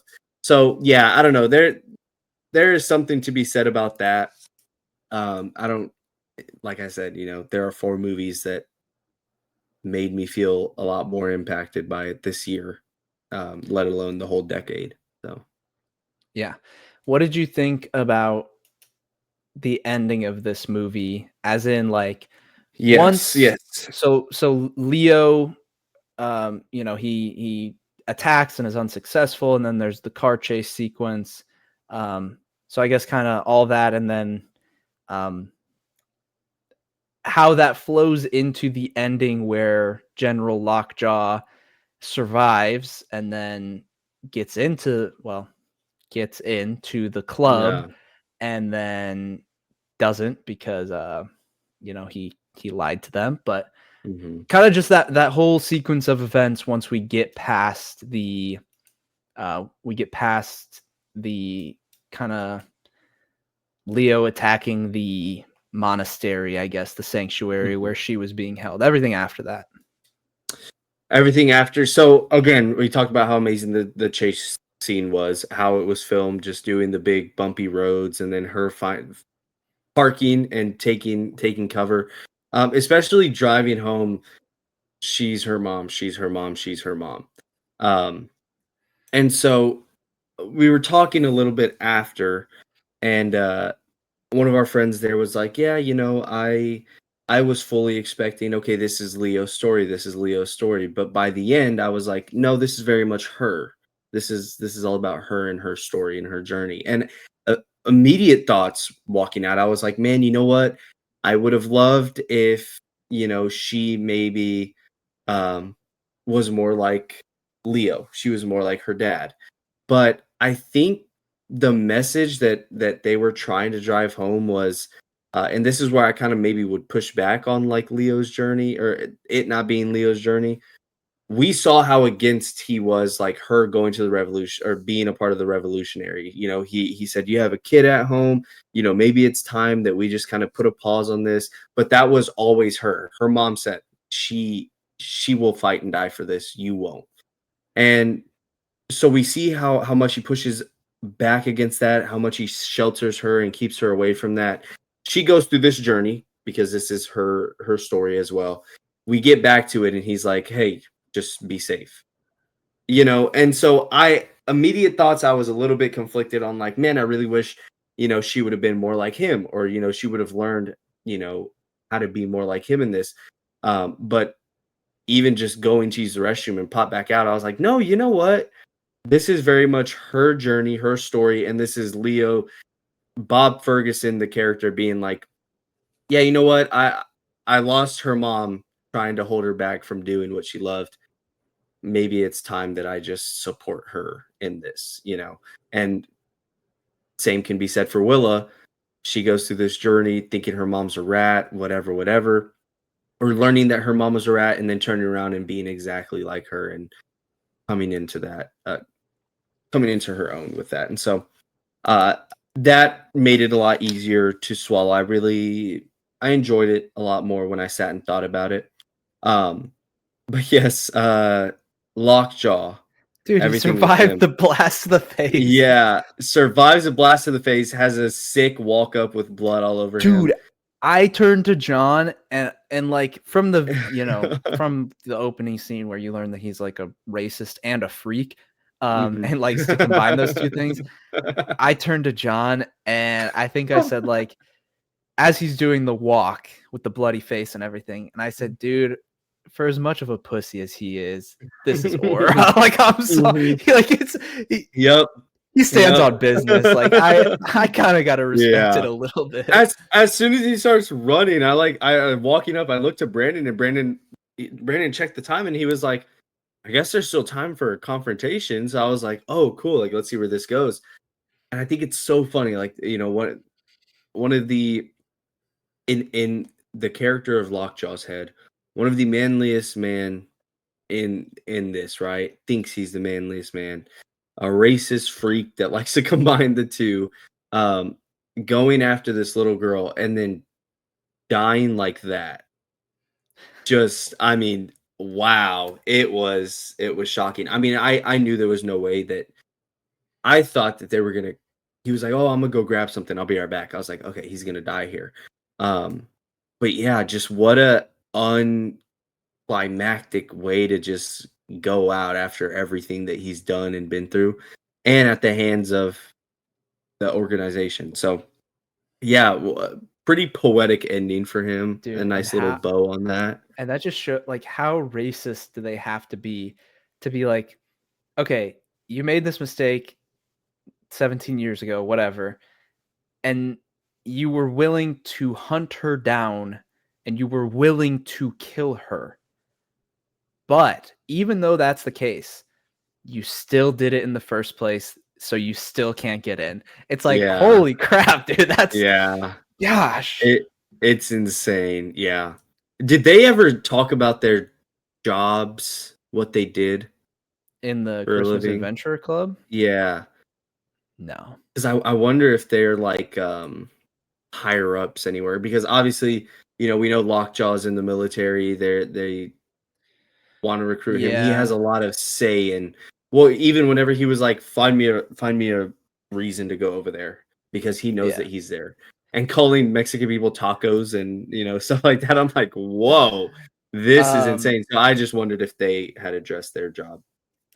I think that's another piece that they could have explored or explained just like a tiny bit more, because it's like, okay, so they had the meeting and they told the guy like, take care of it, make it clean. Which, crazy that the guy ended up not fulfilling that job. Like he actually Yeah. didn't get the job done and didn't make it clean, which kind of, makes them seem a little bit less credible and a little bit more messy. But the other piece of it is like, okay, so this guy is used to being assigned things to kill people, and like, okay, so what does that mean? What kind of background does he have? What kind of skills does he have? And ultimately, what is the purpose of their organization? Mhm. Because I like, you could say, oh well, they're just racist. Well, it's like, okay, if you're racist to the point where you exclude a guy from joining because he had a mixed child, then like, what is so crucial that you're doing and so racist that you're doing that you're willing to go that far? Like, what do they even do? Yeah. I don't. Who Yeah. knows? It just, Yeah. and like, it's not that I needed an explanation for that because all that did was give us a better understanding of General Lockjaw and his character and just how demented he is, which is really all we need. But it does beg some questions about the grander world, because like the French 75, like I feel like we have a pretty good grasp of who they are, how they operate, kind of establishing some of the lore behind that organization, but we didn't really get that on the other side. Yeah. Yeah, I mean, I love the world building in this. I think it's one of my favorite parts of the movie. Um, just with the Christmas adventures, starting off the movie with the French 75 and um how extreme and how far they were willing to go, and then how Yeah. extreme and how far the other the Christmas adventures were willing to go, and everything just happening in this world. Because there was a lot of moments where it felt like, oh yeah, like, oh, like the guy saying it's World War III out there. And I'm like, what is causing all of that? Like, are we in the middle of a world war? Like, what is going on? Nobody's addressing anything around them. They're just acting like this is all just completely normal, which maybe it is, and maybe that's another testament to just great world building. Yeah. Definitely kept me on the hook though. Like I said, I woke up this morning, I was getting some work done, and then I went and I had a Celsius, I filled my gas up, and then I went to the movie, and I didn't go use the restroom at all. Like I got nachos and a big smart water. And I was like, oh man, this is like almost 3 hours long, and I'm not gonna have time to go run to the restroom first. And I was like, dude, this is gonna suck. I'm just gonna have to find a down moment. I got to the end of the movie and I was like, oh, I have to pee. Like, whoa, like I did like just and that's like so unnormal for me. Like I could just have a couple sips of water and I'm sitting through the long walk and I'm like, dude, I have to go so bad. I have to go so bad. But like this one, like I drank an energy drink, I drank half my smart water, and I was like, oh no, I'm so locked in. Like using the restroom is the last thing on my mind right now. So Yeah. Testament to the movie. I did have to take a restroom break. I was a bit low on energy when I went into it a couple nights ago. It had been a really long week for me at work. And so I just told John beforehand, I was like, dude, I'm low energy right now. I need something. So we got popcorn and then I got a drink. And that's enough for me to like, keep me awake. Should have done that for Oppenheimer a couple of years ago. But I digress, can't change that. But I had to go to the restroom. And I think part of it is I'm usually like, I will not go to the restroom no matter what. But in this case, I didn't realize that it was a 3-hour movie. So I think we got like 2 hours into it or something, or an hour and a half into it. And I was like, even if it's a 2 hour and 15-minute movie, I'm not making it that long. Like, and then I was so glad that I did once we learned that it was almost a 3-hour movie. Yeah. So I just had to, but it was okay. I think I went at a good time, which was like, I don't know. I think it was at some point when Bob was still home and hadn't like evacuated yet. It was like right before they broke into his house. So I think I missed a couple of funny lines from that, but I didn't actually miss anything else. So, well, one of our buddies got up and left, or he got up to use the restroom real quick, and the moment that played as soon as they walked out was what's his name, Billy Goat, giving the location or giving the names of Bob and Willa. So he sat back down, and I was like, by the way, he ratted them out. Like, just so you know why they know exactly where they're at and whatnot. And so after that, I was like, yeah, there's no way I'm getting up to use the restroom because like I'm gonna miss something. So that moment, and the moment that we always see in the trailer where he's like, is it he or she, them, or whatever? Those were probably the two moments you could go. After that, you're fucked if you get up and leave. So yeah. Great movie. Yeah, great movie. I looked at my list just so I could consider. I'll be honest. I think it's going 7th.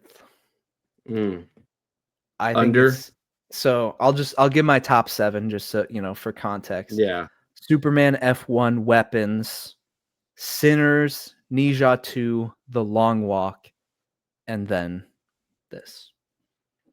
Okay. I think that's where I'm at. Okay. Yeah. I mean, yeah, I have it. I gotta move it because I was just thinking about it, and I'm like, the Ballad of Wallace Island, like that was just such like I'll never forget, watching that. But like, yeah, the only ones below it are like 28 Years Later, The Phoenician Scheme, Thunderbolts, and then we get into the other ones. So, those are movies that I thought were great also, but just didn't pull a ton of emotion out of me. The top 4, I mean, those were all movies that I definitely cried at or walked out being like, oh my God. So yeah, I think that's still fair. Top 5, I mean, I still had an amazing time. I really liked it. I think just the messiness of the pacing of the first third, and then talking about like the lack of emotional moments, that to me, it just like it does bring it down a little bit, but yeah, it's still very good. I think I'd still give it a solid 8.5. Okay. Yeah, I think I'm at a 9, 8.5. It just kind of depends. I'll sit on it a little bit more, but definitely won't go higher or lower than that. So yeah. I mean, yeah. Great time. Great time. Come on. Oh, dude! And then whenever she died, hey, bro. Come on. And when she killed herself, dude. Sorry, All right. Well, hey, man. This is pretty fitting. We're going from one Christmas adventure to another Christmas adventure. I didn't want to say it, but I thought about it a little bit. Oh, we love it. Let's just say, Charlie, that this Christmas ultimate adventure. Peacemaker universe was pretty reflective of the universe that we just talked about. Yeah.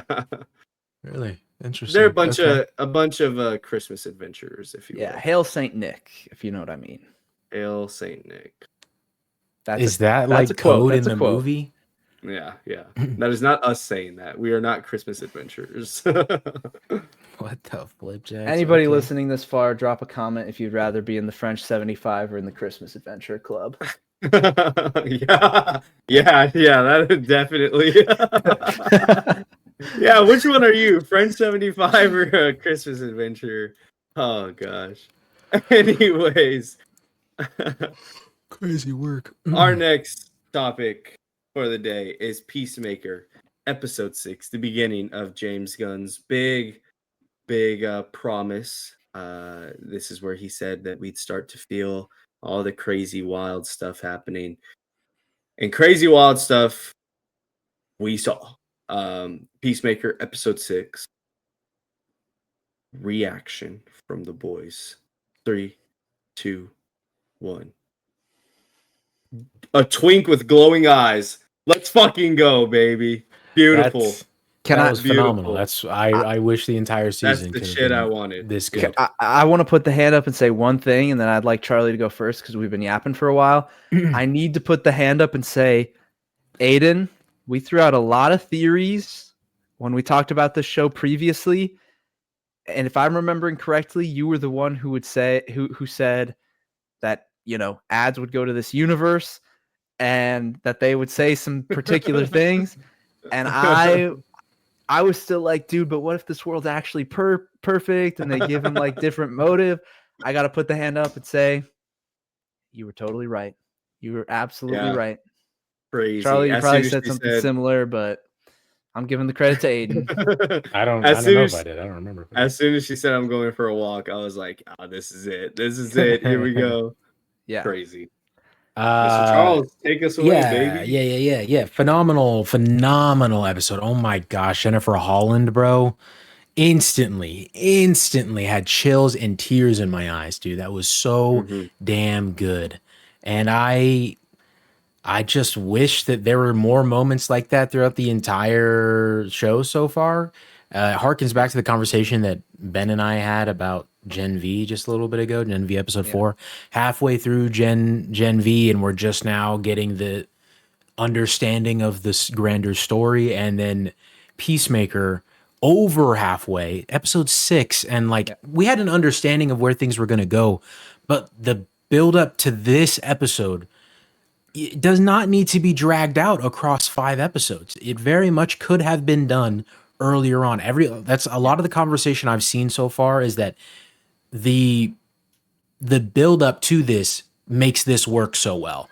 And I agree to a certain extent, but it was dragged on so incredibly long that it still hit, the moment still was worth it. It was still worth the wait in a sense, in a weird sense, but not in a very meaningful way. Like we could have gotten to this point and done a lot more with it later on. Granted, there's still 2 episodes left, and I'm sure there's 3 episodes left. No, you said that they could.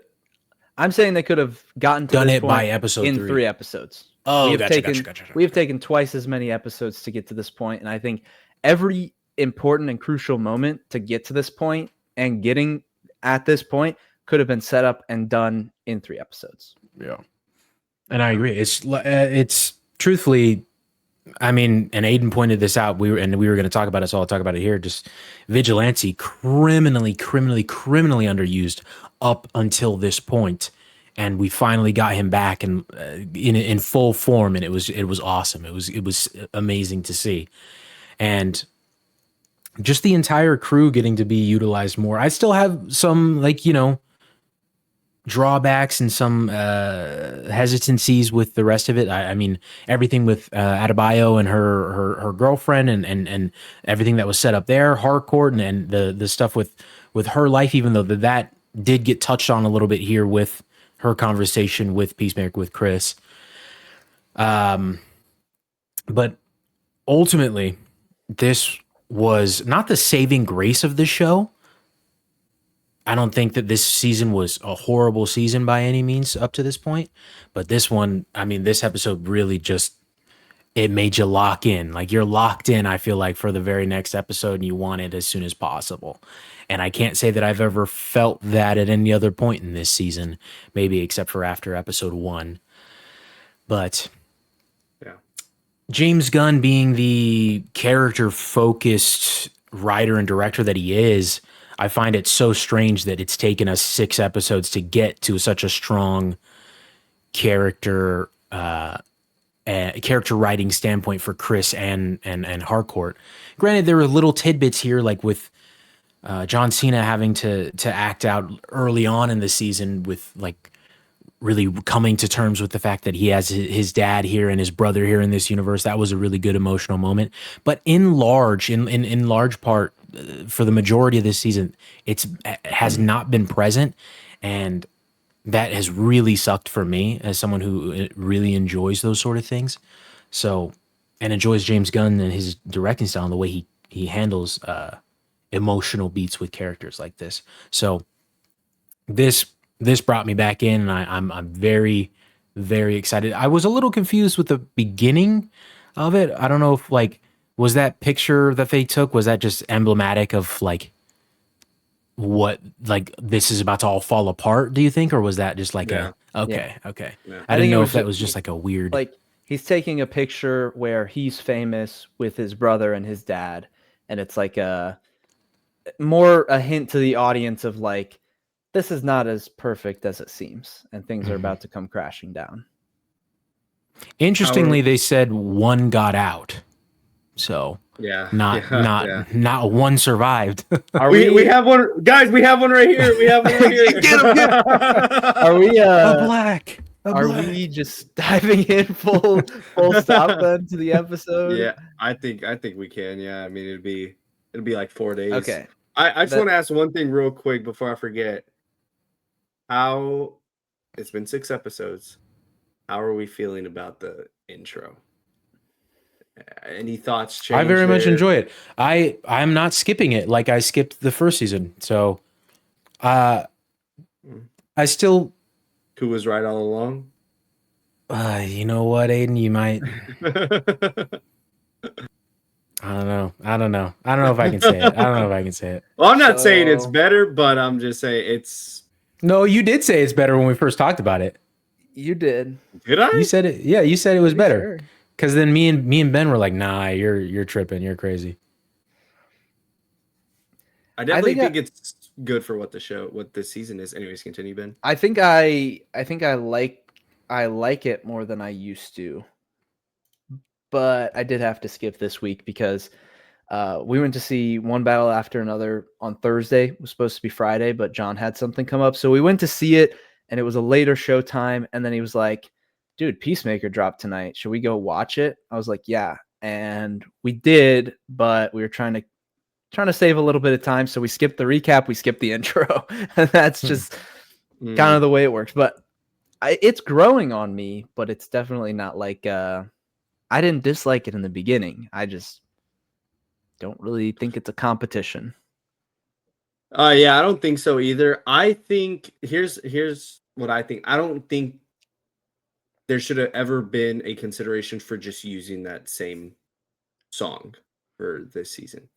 I think this is much better with this song and this intro. Now, obviously, you can dig a little bit deep into it and say, "Oh yeah, well, you know, you don't know how you would feel if this song if this intro never existed, or if it was just always the original one." Yeah, but I think it is just so good, and especially I don't know if we. I did already say that the song is better. I did a couple of weeks ago. I did say that the song it's a better song. But even just the way that James Gunn is using that, and I'm sure y'all have seen like all the memes and stuff, but even just the same way he's using that to bleed into the intro, using the cold opens to bleed into it. I think what my absolute favorite one is, I think it's episode 3, where Harcourt and Rick Flag are talking in this I don't know if it was this universe, this new dimension, or if it was before the Suicide Squad, the Suicide Squad movie. Anyways, she's talking to Rick Flag, and then we see a big jump cut of like everything that happens with the Suicide Squad, and then it cuts into the music. I think that is the absolute best use for it. But yeah, I just seen a lot of people editing like character deaths and then blending it into the Peacemaker intro. Have y'all seen any of that? Oh man, they did one with I'll send it to both of y'all. They did one with Sonic or Shadow losing Maria in Sonic 3. What? And it like bleeds into the Peacemaker intro. Oh, it is so good. I'll have to send it to y'all. Anyways, continue. Chronically Online Aiden, bro. I wanted to ask something because this will dictate a little bit about how I feel with things. Pretty obvious that the direction that we're going to go now is some of the characters are going to be in trouble. John Economos is in trouble. R. Harcourt is in trouble. Even with Chris's dad hearing what he did from John Economos, clearly our Peacemaker is going to be in trouble. And there's just the whole fact of, we now realize that this world is full of racists. We're going to learn about what that actually practically looked like. You're right, Charlie, that the wording of "one got out" is very particular and will be interesting to see what that means. But something that I kind of thought of is, okay, so Chris is going to learn that this world is not everything that it seems. And then what? He's going to have to kill his brother and kill his dad again. And then we just go back to our world. So my question really is like, not that I don't have interest in what's happening, but now that we're at this point, do we think that the rest of the season is going to play out kind of how we expect it to? Or are you guys still like anticipating that there's even more that we're going to learn and understand about this world? Because it almost seems cut and dry at this point, in my opinion. Now that it's confirmed. So what do you guys think moving forward, or what are your expectations with things?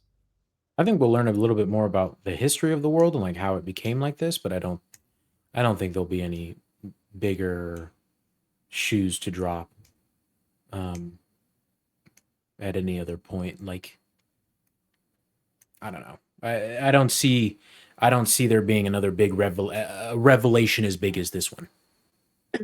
Yeah, in terms of like new information or like new discoveries happening, probably not so much. But like implications and things that can come after. I mean, we still have 2 episodes, and I don't know if I won't bring that up because I watched the next week's on. That's how anticipated I was after this episode. I like just watched it. I told Brandon, I was like, just throw it on. I want to watch it. They revealed a little bit of a character we'll see next week. But yeah, so I don't know. There's still 2 whole episodes is what I'll... A character we're going to see. What please tell me it's G.I. Robot. Because I watched the same thing, Aiden. I don't know what you're talking about. I'll text it to you. But yes, in terms of like big discoveries about this this universe, probably not. But in terms of implications, I'm so excited to see what they do, especially in that finale. Because I'm like, man, that's a lot of time. Is it a long finale? I have no idea. This episode was like 35 minutes. This was a short episode. Insane. Yeah. I feel like they've all been short, bro. It's pissing me off, low key. Yeah. And the reason I ask it is because like the cut and dryness, like I don't want it to make things like, not that I won't be interested, but I almost don't want it to be, what it seems like it's exactly laid out to be. And I hope there's more to it. But, if this is just kind of where everything is set up and how the pieces fall, just because like, we have this universe. It's not as great as we thought it was. And the stuff with our Chris and our Harcourt, they're kind of learning to, I guess, heal a little bit after having that like heartfelt conversation about him loving her. And then even like him mentioning like, I like this Harcourt. It's not you, but like those little things of like, okay, so is he going to come to terms with like, this Harcourt is not as great as she seems? And like my Harcourt, who actually is a good-hearted person, comes with more other character flaws, and coming to terms with that. Like that's the kind of thing I expect. And like, if that's it, then like it'll be good, but that won't blow me away. That will kind of be like a delayed setup to get to this point, and now that we're here, an expected payoff. And that's like, I don't know. I feel like if that's all it is, I will reflect back and be like, good parts, but kind of whatever. I don't know. Yeah. I know I'm saying that like super early, but I'm worried that what has been laid out for us is all that it's going to turn out to be, especially with only 2 episodes left. Real quick, Aiden, I think we can say this because I don't think it's a spoiler. It's mentioned in the episode that like Lex is sending him to somebody that he knows. But I won't say who you think that it is, but you think that it's that guy? You think that it's that guy? Yeah. Interesting. I guess, I don't know. I guess I didn't. I mean, I don't know. That maybe that just seems underwhelming to me, but I don't know. We'll see, I guess. Yeah. Yeah. I mean, I saw a lot of people backing it up, but I don't know, just when it comes to, is it who I think it is? When it comes to, what what we have at hand, and him being like, oh yeah, That just seems like a weird thing to shroud in mystery, though. Like that seems like a weird character to shroud in mystery to me. See, but I don't think they're necessarily shrouding it in mystery. In the trailer for the next week's song. Yeah. I mean, they're kind of being like, yeah, tongue in cheek with it. Yeah, that. I mean, yeah. I guess. Don't know. It doesn't matter, I guess. But speaking of Lex, huh? No GI robot. Dude, it has there's no way I know he said, "Oh yeah, no, we're not going to see." There's absolutely, dude, I will do anything that anybody says right here and now if GI robot does not show up in the finale or something, just being let loose on this world for him to just go crazy. Like I saw something where James said that GI robot will be coming to live action, but it's just not. He didn't say that it would be. I think he said not necessarily Peacemaker season 2 or something like that, which would mean Peacemaker season 2. It's the perfect time. Like, I'm sorry, alternate dimensions, a world full of Nazis, literally. Yeah. It's the perfect time. Yeah. And I mean, Sean Gunn was in episode 1, but come on, he needs more roles. Come on, James. You got to hit a quota here for your brother. Listen, as much as we joke around about James Gunn casting his friends and his relatives, family, yeah. It's like Jennifer Holland did a great job. Jennifer Holland does it. Yeah, she does a damn good job. So it's like, all right, bro, I'm here for it. I saw somebody was like talking shit about him saying, "Oh, there's a moment in episode 6 that makes me cry every time I watch it." And somebody was like, "Really? This was the moment?" And someone quote tweeted it and was like, "Dude, I'd sob if I had to see my wife looking that sad." Like, bro. But also, it's just such like, God damn, she killed it. That was phenomenal in every sense of the word. I need to rewatch that because it's so damn good. But speaking of Lex, I wanted to bring up specifically because we talked about this a little bit, either last week or 2 weeks prior, that Peacemaker should be its own isolated thing and should not lead into anything else within the DCU. And that's why I bring up specifically that mystery character, that we will be seeing, I assume, next week. But also not only that, but the deal that Lex is striking with Argus pretty much almost directly seems like it's going to lead into him maybe potentially getting out of prison to be in a place for Man of Tomorrow. So like, 100%. yeah, so that makes it seem like this is not going to be its own isolated thing, and it will very, very much will. Granted, it's not something that can't easily in Man of Tomorrow. They could just be like, Yep, I agree. yeah, that when Lex broke bread and got that deal and got out of prison, like it can be a one line thing, sure. But I also just feel like that's. I think James Gunn stated that it's going to be a thing where you don't have to watch all of them, which sure, again, if they just add in a throwaway line, you don't technically have to watch all of them, but I don't know. I don't think it's that big of a deal, personally. I don't either. I think you could easily just have like someone say, "Oh yeah, he struck a deal with Rick Flag and helped him Because all that we out know and is he's moving prisons. It's like that's not the specific wording that Rick, because originally that's what they talked about in the deal, but afterwards when the cyborg girl asks him what they had to give, and he said like a chance at his independence or something like that. I don't know what he said exactly. Yeah, he said we're working for Lex now or something like that. We're partners. Yeah, we're partners. And then I was like, okay, well that's very different wording than just moving to a different prison without metahumans. So that's true. Yeah, but I don't know. I don't think it's that big of a deal. It's like even Lex's little speech that he got about how things are going in prison, and people think that he's referencing Killer Croc, is his cellmate because he was like a bear-sized human with dragon skin or something like that. That's like, okay, that could be Killer Croc.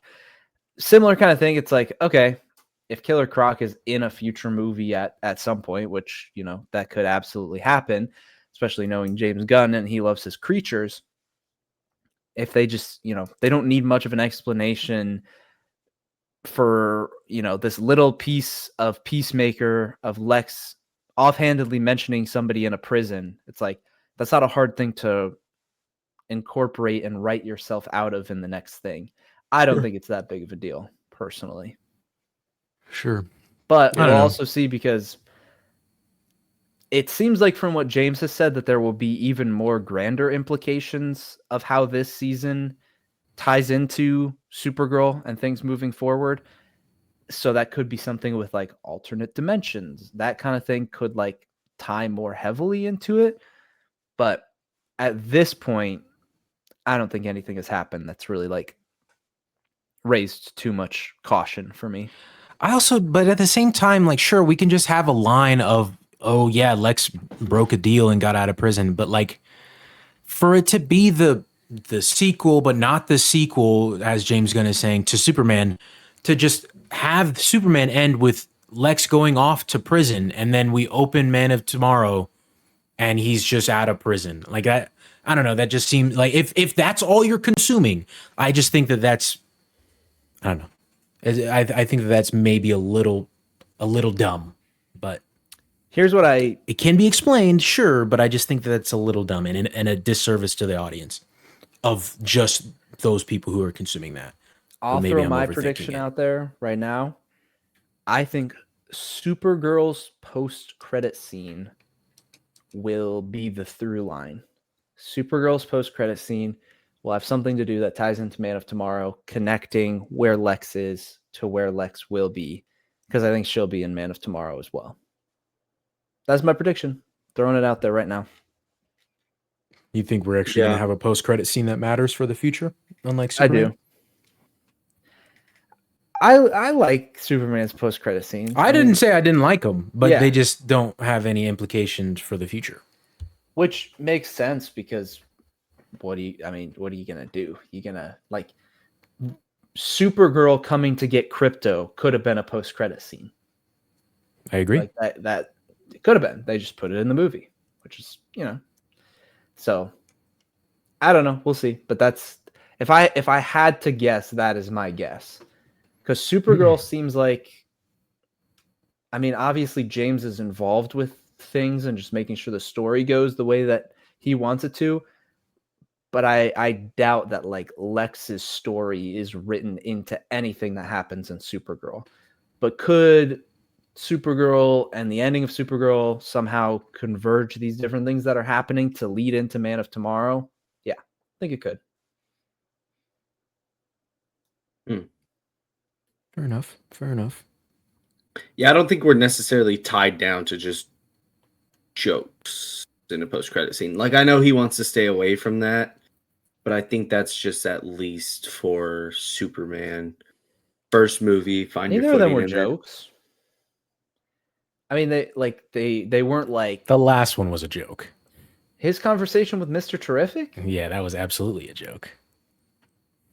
So the explanation that I agree with is people are saying that that is James Gunn speaking to the people who are like talking crap about anything he's doing with DC, which is, you gave me a mess and I'm repairing it. What do you want me to do? Do you want me to tear it all down and rebuild it again? So it's like is it unserious and maybe a little bit humorous? Yeah, but I think there's actual like meta commentary behind it. Sounds like Shut up! Don't even say it. sounds like you're a little Shut up. you're going down off the deep end, buddy. You're hearing and seeing what you want to see and hear, okay? Crazy work right there. But yeah, solid episode. Very, very fun. I think was the spark that we're all looking for. Really, what was the fun part, Aiden? What was the fun part? Was it when they were chasing the black woman down the street? Well, he's a part of the Christmas adventurers. Yeah, I'm a Christmas adventurer, so yeah, he is. Yeah, it's spark everyone was looking for. Things are reignited. Oh, dude, that was so funny. I have to say, when they're about to open the portal in Vigilante's basement, and then they're like, dude, you have all this money down here, what are you doing? And he's like, well, that's blood money, I'm not going to use that. And he looks away and he's like, they all start grabbing them. Oh yeah, man, you shouldn't use this at all, that's terrible. Oh, that was funny. Dude, I love that our vigilante and the other vigilante are like 100% the same, except for like, their one key difference, which is that Peacemaker is racist in this world. I love that. Other than that, like when he first pulled up on him and the other one pulled the gun, I was like, please be the same person. And then he was, which is great. Because he's one of those characters where like, because obviously our Chris and this world's Chris, very different people. Yeah. If Vigilante is one of those characters where I would believe that across every single different universe, he is the same person. Yeah. He's like the one. I would buy into that. He's like the one out of their group that is like perfect for, oh yeah, I trust him going into this house because there's no way this vigilante isn't the exact same. Like everybody else, especially in this universe, Adebayo. He might not be around in this universe. Let's keep it a buck. Yeah. I had an absolute blast with this episode. Might be. She got out though, I'm very, very excited for next week's. I think we're on pace for I think that she's gonna get taken and we're gonna see where they're holding all of the people of color. And something's gonna happen with our Harcourt, something's gonna happen with actually I think Economos is probably just gonna get tied up and hang out in the mansion. Interesting to me that, which I guess they've had their, I don't know, theories, worries about Chris lately, the dad and Keith. Like he hasn't been acting himself and he's been gone for long periods of time, but just a random dude walks into your house, is in, as far as you know, broke in, and then he starts telling you that he's from a different dimension and that your son is actually dead, but there's another guy who's pretending to be your son and is not actually your son. And then he just instantly stops and like buys it instantaneously. I don't know. Crazy work, but maybe he does know that there is an interdimensional portal that is in his room. So, I mean, he should. Sure, but why doesn't he use it? He could. I don't know.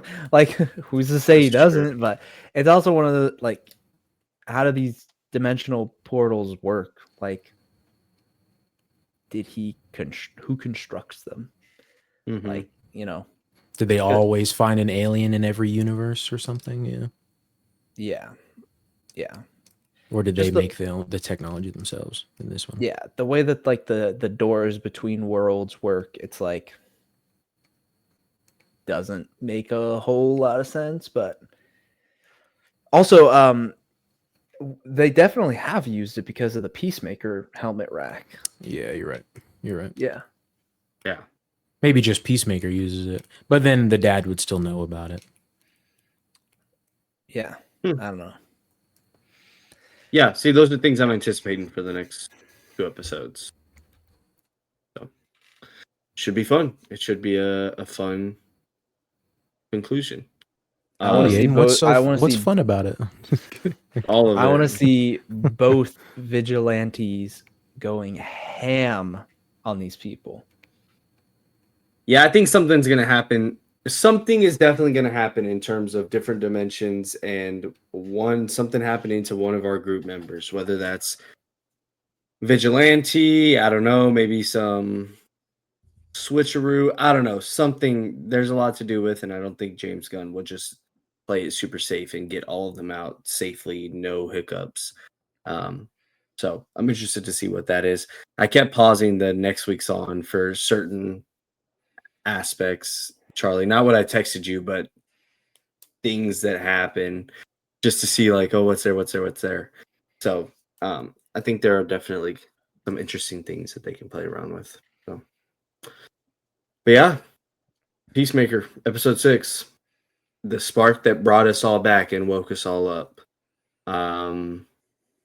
Without further ado, it's time for our final topic of the episode. All right, Marvel Zombies.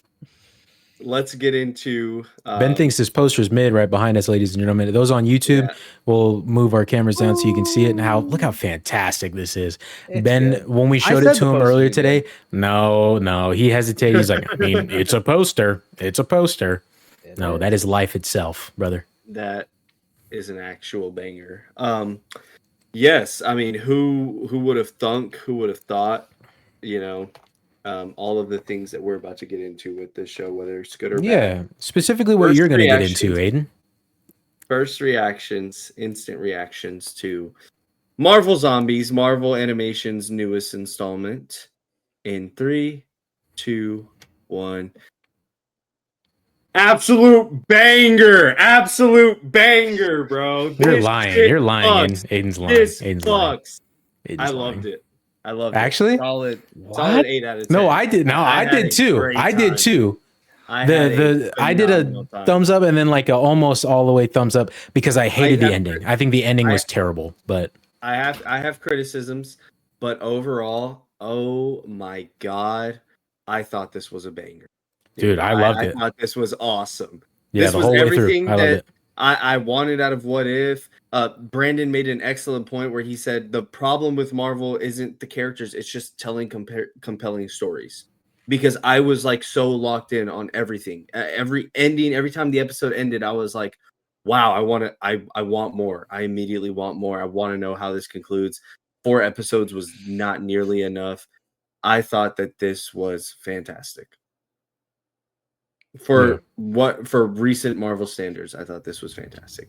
And that's why I asked Charlie before we started recording if you watched Eyes of Wakanda, because I'm like, man, now I really, because I didn't see a lot of people talking about Eyes of Wakanda. Obviously, sure. I was like busy whenever it came out, and so I never got around to it. We were covering this one, and so I was like, all right, I'll get into this. I'll throw it a bone. And man, it was so good. It was so freaking good. Mm-hmm. A lot of people aren't talking about this either. I wish a lot more people were, because I think it's really, really, really, really good. I love specifically the first episode. I cannot wait to see the 3 of them in live action, dude. I like, seriously, Kamala Khan, Riri Williams, and Kate Bishop, bro, they all three of their dynamic is so damn good, dude. I actually cannot wait to see all three of them bouncing off of each other in the Champions TV show whenever that comes out. I think it's gonna like just their dynamic alone is what I'm gonna be showing up for. Dude, you can't wait to see all three of them bouncing off each other, bro. You're crazy. Bro, and you reacted, and then I was like, wait, what did Charlie say? I was like, oh gosh, dude. That didn't even click in my head, bro. No, dude, like great work. And see, those are I don't know. That's the thing, man. Like, oh, these are characters that we've talked about plenty of times on the pod before. And it's like, it doesn't matter, dude. It doesn't matter. It's just what they're given, and it's the direction they're given. And it's like, they can do good stuff with it. You know, like they can do great things. And it's especially with other things that we're gonna get into. It's just like, dude. And then they know they're there. 10 minutes later, spoilers for Marvel Zombies, setting the stakes of this show with Kate just like. She has a trick arrow she finally gets to use, and then it's a stupid little trick arrow, and she just gets obliterated by Captain Marvel, bro. Like that was crazy to see. My mouth dropped. I did not expect it at all. And then to have Kamala lose Riri right afterwards, which again this ties into the ending. I guess she maybe didn't lose Riri, and that's what I don't like. It's just that's just so up in the air. I don't know if this whole thing was just imagined by her and she's been under Wanda's control the whole time. Like I don't understand anything of what happened here because of that ending, and I just think that's dumb. But dude, then the journey she goes on, running into Blade Moon Knight. Oh my god, the absolute goat! What the bro, dude, fire stuff. And then going to find Alexei and Yelena and their mom. I forget her name. But yes, thank you. And that whole scene was still cool. That was a cool action scene and that. But I think it was probably the least cool action scene of the entire series. I'd probably say maybe other than barring the final fight. I didn't think that was that cool. Other than Infinity Hulk. That was badass. Dude, there's so many cool ideas presented in this show too. I love that Wanda made the entire feast room in New Asgard just look like great food, and then they were all eating zombie guts and pieces. That was fantastic. I thought that was sick. And then, dude, oh my god, the crushing, when the Nova Corps, because, dude, that was so good too. The Nova Corps has the whole planet quarantined off, and they didn't know that, and they go and they try to call for help. Dude, that such a sense of dread overcomes you right then and there. Yeah, so, dude, I cannot praise it enough. Phenomenal stuff. This was seriously a banger, bro. This was so damn good. I need more. They've talked about a season 2. They said a season 2 would focus on Bucky. And you guys didn't rewatch the first episode. Bucky is not technically dead, but he gets thrown not across the world, but he gets thrown really far by Wanda, and we never see him again after that. But oh shit, Wanda was in that? Oh, man, yeah, Wanda was in I really have to brush up. Oh my gosh. She was being held captive by Vision.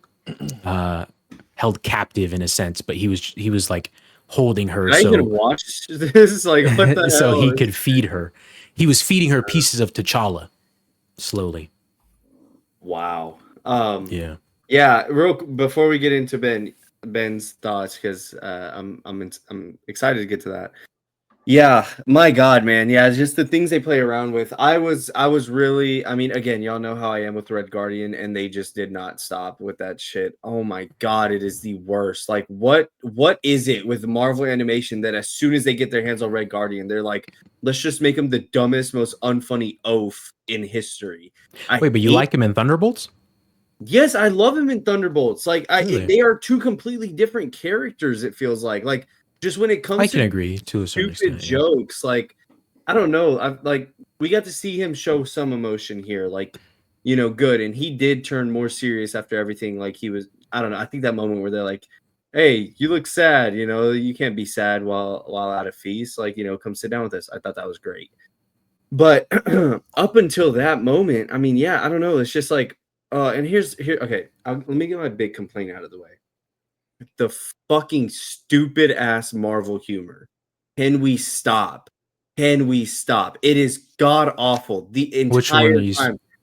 Everything, every single episode, there was something. Oh, it's cracking. Oh, it's still cracking. You're literally like Kamala's fucking force field is about to explode, and y'all are going to be stuck in space. Humanity's last hope is about to die alone in space, and you're sitting there and you're like, yeah, it's still cracking. Like, what are we doing? Why are like, oh, not even a zombie apocalypse with the world ending. The Nova Corps quarantine your planet, and you're still cracking dumbass jokes. See, well, that one, I don't know. I could excuse, like, I don't think that that's so much as like them trying to be funny as just like they're like stressed out because it's cracking. I'm like, Kamala, make it stop. It's cracking. We're going to die. Make it stop. It's still cracking.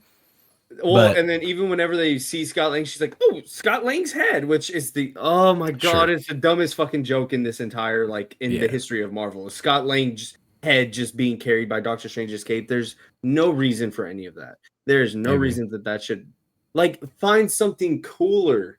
Like you could have anybody else standing in Scott Lang's role that could be of so much more use, and instead they're using use Makari. Oh my god! Like if it was Makari and oh dude, I don't know. Like you could have anybody, and you choose Scott Lang's floating head for stupid jokes. Oh, all white in the bloody apocalypse is great.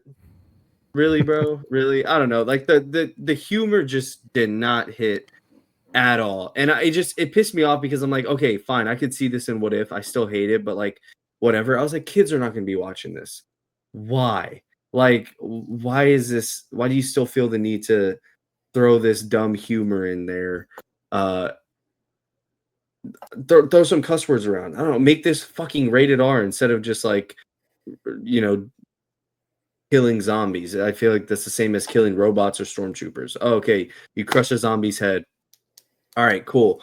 But take it more serious. I don't know. I don't know. The jokes, it felt like they were like, hey, it's rated R for the violence, but kids can still watch it because look at our dumb, corny jokes. So that really pissed me off because it just took me out of a lot of moments, especially Katie. Why the fuck did she last this long in this show? There was no reason she should have lasted as long as she did. She outlived Shang-Chi and Moon Knight Blade. Really? You're telling us she had more to offer up until her final moments than them two? Yeah. Like, also, speaking of Yelena? Shang-Chi real quick, I don't know why Wenwu had to give him all 10 rings to stop the infection when clearly he gave the other 5 to Kate at some point, but whatever. Yeah, I don't know. God, dude. And also Katie was animated really weird. She looked like she was animated a lot different, or that she was like, I don't know if they drew. I don't think they drew this. They probably did this all on computers, but she just looked a lot. She looked really weird compared to everybody else. And last thing I'll say, voice acting, you do not have to get everybody back for their roles. You can find good voice actors. With that said, though, I will say Aquafina, the little moment where she screams for her mom, I thought was actually decent. I thought it was, for a second. What? No, I thought that was ass. I didn't even think that it was Aquafina because I thought it was so good. I was like, nah, there's no way that's Aquafina. And I looked it up and it was. What is you talking about? That's what she should have said to the. Yeah, I don't know. I don't think you have to bring back I don't know. Even seemingly, there were a couple moments where I was like, all right, sure, let's wrap it up. But I don't know. Iman Vellani did phenomenal. I think she did great. I even think Yelena did great. Also, shout out to the little romance topic that we've been talking about. Her and Shang-Chi. Okay. That's the one I like. I can get behind it a little bit.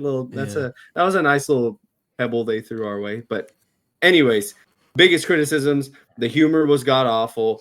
I feel like there were some spots that they could have taken a little bit more creative liberties, but overall, I can't even complain because Infinity Hulk, I think there's I think there's a lot of cool stuff creatively here. There's a ton of cool creative things.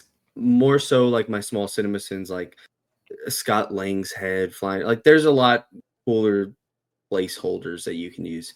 And you don't have to get every person that voices or that you don't have to get every actor back to voice their character. You can use actual talented voice actors who have done this for a long time. Other than that, absolute banger. Last couple things for me too. I Yes. I have a lot of CinemaSins things with this show as well, though. I will say, the biggest one probably is with the concept of Thanos zombie at all when he has the time stone. Like just reverse it, like literally just turn back time. But yeah, I mean, whatever, because it was part of a really cool moment. I think it was kind of like a really pushed off send off to Chadwick Boseman a little bit. Like it was a very heroic moment for this, because this was the last time he voiced the character, was I think in What If, or no, it was the finale of What If season 1 actually, because he voiced T'Challa Star-Lord. But season 1 of What If was the last time he voiced, or last time he played T'Challa. And so like this was kind of like a big heroic moment for T'Challa to, even though it kind of ended badly because the whole world was being consumed by an infinity thingy. But yeah. Also, I don't know when it like how did the Infinity Gauntlet just completely destroy Stormbreaker this time around, but like it was eating a full-on blast from it in Infinity War, and it was totally fine. Maybe because Thor threw it in Infinity War and Spider-Man threw it in this, but I don't know. So maybe it was imbued with Thor's power, but I don't know. Yeah, Rocket getting obliterated. How did we feel about that? Was crazy. That was that. That was fucking crazy, dude. Damn, bro. Yeah. Anyways, I don't know, but that's embarrassing, Thor. How do you come down? You're ready to fight, and then just instantly you get blasted. You let Rocket and Groot get blasted. Like that's crazy. This is interesting because it was awesome to see how this Thor took that compared to how Endgame. Oh my god, I can't talk tonight. Compared to how our main 616 Thor took that beating from Thanos. Yeah, he went and got fat, and they did the stupid Fortnite shit. That the stuff that's etched into Endgame for history, by the way, playing Fortnite on the couch, fat Thor. Anyways, why Infinity War will always be better. But it's interesting to see how topic for another day. It's interesting to see how this Thor took that, where he just like half his face is blown off and he just does not talk to anybody. And I don't know. I think that's really cool.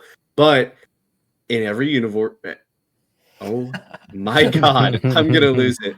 In every universe, Thor does not know how to fucking go for the head. And we gotta have a serious dialogue about him. All right, Ben, for real now.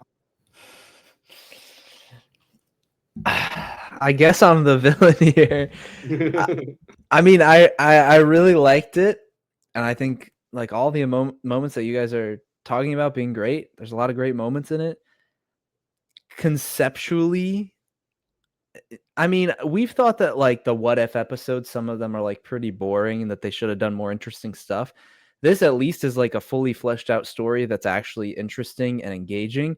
But when it comes to how it actually plays out, I don't know that like there's a ton of creative decisions within this story that I thought were like mind blowing. This is pretty much how I expected a Marvel Zombies show to play out. And that's not to say that it's bad. It's still better than most of the stuff that we got in What If. I just want to pause you. That's crazy when you have Icarus and Captain Marvel who have been fighting nonstop for 5 years in a valley that they are completely tearing apart. Like that's crazy to me that you say that there's no crazy creative liberties, bro. Whatever, bro. Whatever. Like that's not a like yeah, it's a thing, but I don't think that's that crazy. Like to me, wow, like it happens, and then I'm like, yeah, that's like a fact of where we're at. But it's not like a oh my gosh, this is insane, this is nuts. That's not. I don't know. As soon as Brandon told me episode 1 has Icarus and zombie Captain Marvel fighting, I was like, are you fucking kidding me, bro? And then to get to the finale and see zombie Thor fighting Infinity Hulk, who is literally just fused with him thunderclapping and just just got. Oh my god, man! Fire. How do you watch that and say like, yeah, that's like base level shit? Those are good moments. Like I'm not Oh my not god. anti this to me is just like it was enjoyable, but I feel like I will forget about this in a week. It is not like it's for Dang, bro. me, it's not gonna like stick around or be some resounding show that really sticks out and I remember. Like I enjoyed watching it. I'm glad that I did. For animated stuff, which I haven't seen X-Men 97, but for comparison to What If or I Am Groot or whatever, yeah, I would take this any day, obviously. But that doesn't mean that this is like revolutionary. And I also think that watching this show made me realize how sick I am of their animating style. Oh, yeah, I don't totally. know, like just starting the show off and then it's the same animation style. And I was like, I'm kind of sick of this. Like, I agree with that, but I think it was done the best here than it's ever been done before. Yeah, But yeah. I agree. And I think obviously there's like some continuity stuff because you already had it animated a certain way in the What If episode. But that almost makes me wish they shouldn't have had the What If episode. Make this a 5-episode series with that one episode of What If shoved into here, and then let them animate it a little differently. Because I don't know, I just do it like X-Men 97, like because X-Men. I love X-Men 97's animation style. Truthfully, yeah, just Yeah. I don't know. That's just like this newer Marvel style that they've used for What If. I just don't think it's it for me Yeah. personally. And I really felt that watching this show. But I mean, I agree with most of the points you guys are saying. It's just not to the same like degree. Like they don't stick out as much. It's not as amazing for me as it was for you guys. And it's like there's lots of cool moments. There was lots of hype moments and lots of aura. Dude, Blade Knight or whatever the heck his actual name is called. Oh my gosh. I mean, he's just like he made me want us to just have Blade in the MCU more than anything. Like even here, like no, I'm just saying like knowing that we were supposed to get a Blade movie a year ago at this point, but we were supposed to get Mahershala Ali as Blade and then getting Wesley Snipes back. It's like seeing a new take on Blade and just like seeing him. It's like, oh my gosh, I want this so badly. And dude, that scene where they're falling out of the atmosphere and like Shang-Chi is like flipping around and spinning around. The camera moves a little bit and you just see Blade just straight face, like complete straight diving down, like pencil diving through the sky. Dude, like that's sick. Like I loved so many of the moments, his fighting style, a lot of the action scenes. But like even Charlie, you bring up the stakes. For me, there was like no stake. What? Like, oh my god, you're crazy, bro. No, here's the reason. Here's the reason. Oh. They have the last thing to save humanity. That's the whole like what? I thought from the very beginning, this is a limited series. It's Marvel Zombies. The world is probably getting destroyed by the end of it, is how I think when I go into it.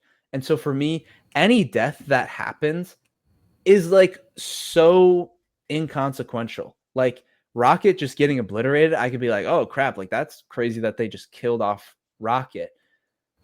But I don't like care about it as if that's Rocket. I spent no time with him. Like he literally just popped up and boom is dead. This is an alternate reality. And so for me, like this multiversal story being told in this specific pocket universe, it's a anything can happen. It's the same thing with Peacemaker. It's like we go into this new universe. When his brother dies in this universe, I'm going to care for how it affects Chris, but I'm not going to care specifically about this Keith dying. It doesn't matter to me. Like it's a different universe as Keith. He's a bad guy, whatever. It's that kind of thing of like, I just can't find myself really invested in caring about these characters when from the beginning we're in a different universe and I'm expecting that everything's going to get obliterated. And also like when the stakes are that you are consistently killing off multiple characters that you're like barely introducing every episode, you kind of come to expect it.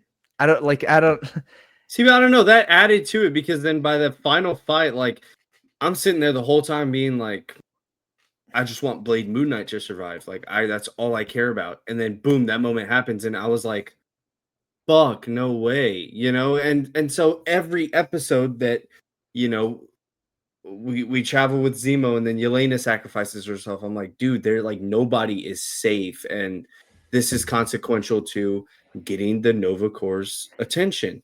So then by the time they get up there and it's like, all right, we finally did it, and they're like, yeah, no, y'all are quarantined, y'all are fucked, like y'all are on your own. That dread, and then the episode just ending there, like that's when it set in for me, like, oh man, like this really could be it. There's no hope anymore. I didn't go into this being like, oh yeah, this is gonna all be destroyed, none of this matters, whatever. I went into it like, all right, cool, I want to see what happens here. If this Kate Bishop dies, I'm not gonna be like, oh, I don't care. I'm gonna be like, holy shit, that sucks for Kamala for Khan, Kamala like, and now, Riri, and then Riri dies and it's like, holy shit, yeah. Kamala's all on her own. And so that, I don't know. And I mean, that's how I took every death and everything that happened. So then when Yelena's like, oh, this is a good death, I was like, oh my God, like nobody's safe. They're not holding back anything. But how did you not already think that nobody was safe? Like, I don't know. In my head, it's like I was expecting anyone to die at any given moment because we are Marvel not doesn't do that. Yeah, but I wouldn't say that's a typical thing for them. we're in an alternate universe telling a very limited specific story. It's not And like we're gonna That have doesn't mean that 50 everybody dies. Avengers like in We were- Doomsday, we're about to have 50 Avengers all at the same time. It's not like they're gonna have the time to flesh out the story of 50 characters in 5 total episodes of this mini story happening in this side universe. I don't think it needs to be fleshed out though. Like, let's say that the raft didn't get destroyed, and if Zemo and everybody on the raft had just gone on living, and we just left them at that point, I don't think that that's a bad thing, and we just never saw them again. I don't think that that's, we don't need to flesh out every character that we see. We can just see, hey, that's Zemo, and he has what's U.S. agent's name, right? John Walker. As John Walker, thank you, as his right hand man, and then they went off and did their thing. Like that, I think that's a fine thing if it had happened. So like, I don't think just because it's an alternate universe, it inherently means that everybody is going to die or they're not safe. I mean, we saw in What If multiple different universes where that wasn't the case. So I mean, I guess I just don't. That's a moot point. I mean, Fantastic Four, alternate universe, and everything was fine. So I don't know. I guess I don't understand your point. Well, there we know that the characters are gonna be used. Sure, the for a Fantastic general Four. purpose. All that I'm saying is any time that we're going to completely tell a story that is focused in a different universe that is ultimately inconsequential to our main timeline happening in the Marvel universe, anytime that happens, there's basically no limits. You can kill anyone. You can make any creative decision. And not that some of those things can't be cool or compelling, but I will find it harder to care about these characters. Like, even if everybody survived, it's like, well, what does that mean for the bigger picture? Still nothing. Like, either way you go, whether everybody dies or everybody lives, the consequences of this story in this universe don't hold a lot of weight. I guess it like a better way to put it is why that are you looking at it as a bigger picture? I guess is also my thing. Like, what do you this isn't leading to another Marvel Zombies cinematic universe? Like, I don't. What do you mean? Like, this is the one story that's happening in front of us. So like, they have the key to save the world, and we're hoping that they can get there to do that, and then the sense of doom and dread comes when that we find out that that can't happen, and then what you're stating ends up happening. The entire world is overrun by zombies, and they're all taken over. it's just I guess it's hard to care about it for me. Like, inherently it being its own pocket thing with its own, technically its own characters and its own story and its own world, it didn't do anything to like really make me buy into it and be like super invested into it. Because I guess it's because I viewed it you're asking like why think about it big picture. It's because when I compare this to anything else Marvel, it's because I'm saying, okay, we have Thor in our main storyline and he's going to be in Avengers Doomsday and we've seen him in multiple films. I care about that Thor. That doesn't automatically make me care about this random Thor that pulls up on Thanos. And so it's like, am I supposed to draw my care for these characters because I know them in the Marvel universe and know who they are? Because in that case, I should look at the bigger picture of Marvel to care about these things. And if I'm not supposed to, then it's like I said, we're bringing in Rocket Raccoon, immediately killing him. I'm supposed to care about that? If I'm viewing it just as its own thing, Well, I don't they're even know that inherent. character. I would say They're- that they're wasn't even set up inherent- like a thing where you're supposed to super care about the Rocket's death specifically, but They're Aiden, sorry. inherently all the same characters, though, because that's what I was going to say. when you too. look at Zemo, I mean, his objective is still the same. He wants to feed the heroes to the Atlanteans Yeah. to protect the humans of Telecom. his civilization. Yeah. He very much still has his same objectives. Kamala Khan is very much still a hopeful, optimist teenage girl that is always going to try and find the light in things. Peter Parker's the same. Thor is the exact same. He grieved and handled his loss against Thanos in the same way, but different, where, you know, he took that to heart and just shelled himself off for all those years. These are all inherently the same characters. So whenever I hear Icarus and Captain Marvel are going at it, boom, I'm here for it. Whenever I hear, yeah, Kate Bishop just gets eviscerated, holy shit. I mean, this is still the same Kate Bishop, you know, that we have seen before. They have ties to those characters. It doesn't mean that, oh, I don't have to care. I mean, this doesn't pertain to the MCU timeline, so I don't care.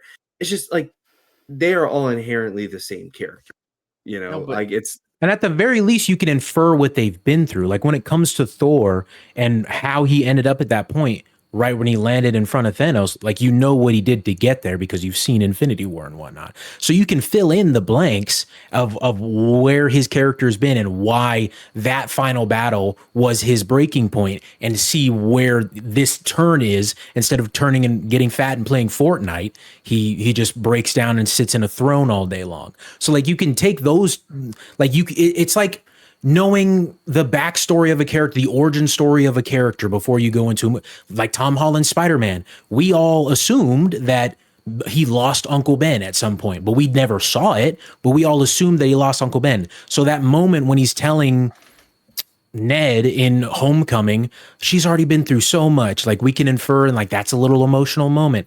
And then there's little moments with him, which I hate so much, in Far From Home, where he has the suitcase from Uncle Ben and it just gets blown to smithereens. Like there's stuff that you can infer from these characters, that you take from these characters, that also lead to you feeling a certain way about the characters. But I mean, like, sure, overall I agree with you that like that's the purpose of a show like this that's standalone. They should still want to make you care about the characters individually. I do agree with that idea, but I do think that there's give and take. Like, I mean, I think that you can come to your own conclusions about where the characters start based off of where we see them start, and based off of what we know from them in the past. So my thing, you know, I had said that like I was viewing it from a bigger picture perspective, comparing it to other things in the MCU. And, you know, Charlie said, why look at it that way? And instead of looking at it as its own thing. Either way we go, if you look at it as its own thing, not making any assumptions or inference about the characters, then it doesn't set up a lot of characters. It kind of is very fast paced, willing to just throw characters in, kill them off, take them away, whatever. From that side of things, I don't find it too compelling. But also then if you take in the inference, bigger picture, we know these characters, we can make assumptions about them. Then I go back to, this is in an alternate universe. So even if I'm supposed to make an inference about Thor and the backstory that we know, when Thor shows up in this story specifically, I automatically have the mindset of they could kill him at any second, and they probably will, or he could get bitten by a zombie and turned into a zombie. That will happen at some point. But those consequences don't hold the same weight because we're in this alternate reality, alternate universe where anything can happen. That's where that's the difference for me. Is that no matter which way you spin it, if you're looking at just the show in its own pocket thing, or if you kind of fill in the pieces a little bit more of what we know from our characters, either way, it doesn't do anything to like bring me in and sell me on the stakes of the story for me personally. That's wild. I don't know. I mean, that's just insane. Like, I don't know. You're just like so real, like so realism, and just like, yeah, no, like I'm picking it apart to the minute detail of like, yeah, no, I don't care because it's a pocket universe. If it ain't mainline MCU, it don't matter. If it ain't mainline MCU, it don't matter. I just like, bro, I pressed play and I was just like, I'm ready for this fucking crazy story with like these characters that I know and love, and like, show me what you got, you know. And even if they make dumb decisions that aren't the same, or even if we have Blade, Moon Knight, cool, I can still buy in and infer that this dude's been through a lot, or oh yeah, I can show this Kate Bishop acts like the same as our Kate Bishop. So then boom, she gets eviscerated, and I'm like, oh shit, like this is insane. Like, because like you know that they mattered to each other. Like they had all three of each other there in that moment, and they were the ones surviving in the apocalypse together. And then they're Kamala loses both of them. And then also to your point, Ben, about like how when Keith dies in Peacemaker season 2, if he dies, you're going to care about how that affects Chris. I would argue same thing here for Alexei and Yelena, for how their mom died. What do you mean? There's okay. You can't say that there's not an inherent, because it's her mom for one, and it's his daughter for another. There's not an inherent like you feel for them in that moment there. What do you mean? Here's the big difference. The reason why I said I would care about how it affects Chris is because that is our Chris. We're talking about I understand that. Universe. I understand that, but there's just an inherent like do you not feel a sort of like, wow, that was his wife, that was his daughter who just died? Like, is that not a like that's what I guess that's what I'm touching at here is I don't. Well, yeah, but that to me is so different in this barely established alternate universe compared to like the main storyline of the MCU. It's the same it's the same thing with Peacemaker, where the only reason I said I care about Chris's reaction to his brother and dad dying is because he is our actual Chris in the mainline DC universe. That is our Chris. So I care about him and how it affects him. I don't care about how, if alternate universe Peacemaker was still out there and Keith died, I wouldn't be like, dang, I really feel for this alternate universe Peacemaker. No, I don't. That's really crazy. That's crazy because we still know what. Like I don't know. We know what the bond is there. Like means to him. Yeah, like we know how much like Keith mattered to our Chris. So like you can imagine with how close that Chris is with his Keith, it would be a similar sort of situation. Now, granted, they're Nazis, so like maybe that's like that plays a thing into like why you don't feel for them. Okay, but just from a baseline point of view, I guess I don't understand that. That's just kind of how it's a nitpick. That's what it is. Like I think you're just going in with an insane like realism nitpick point of view on it. It's just hard for me to buy into the stakes or care as much as it wants me to. It really is a fault of the fact that we have a main storyline of Marvel with these characters where we've actually spent time with them and know about them.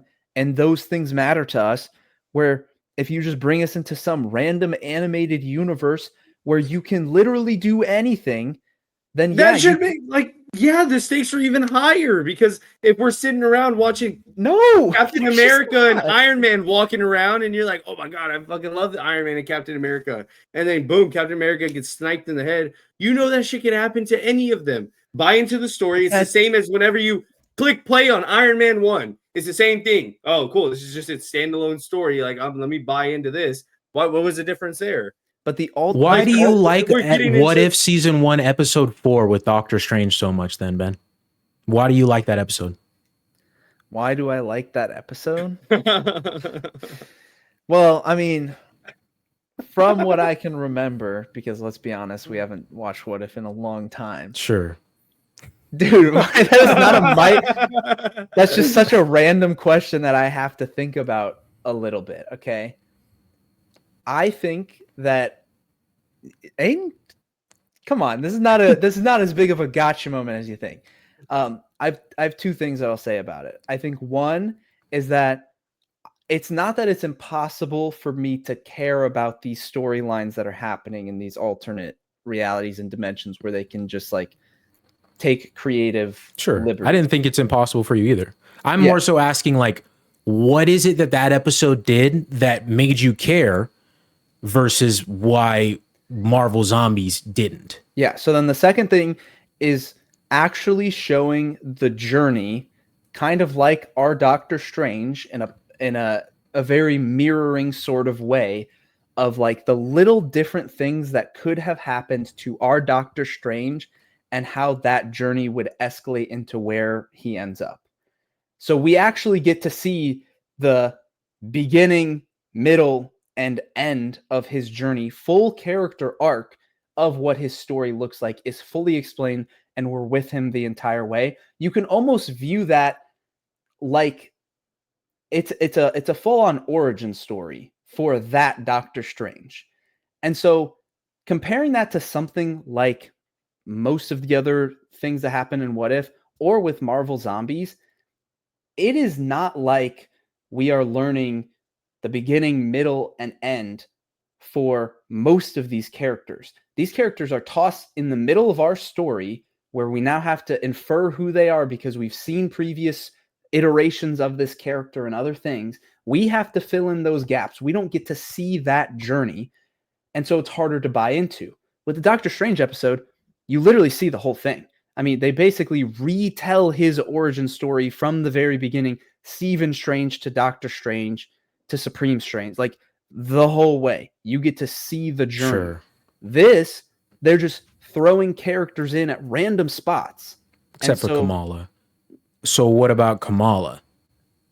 Well, yeah, like I cared more about certain characters than others. 100%. But you do not care about how Kamala losing Alexei, Yelena, Shang-Chi, how that affected her. But those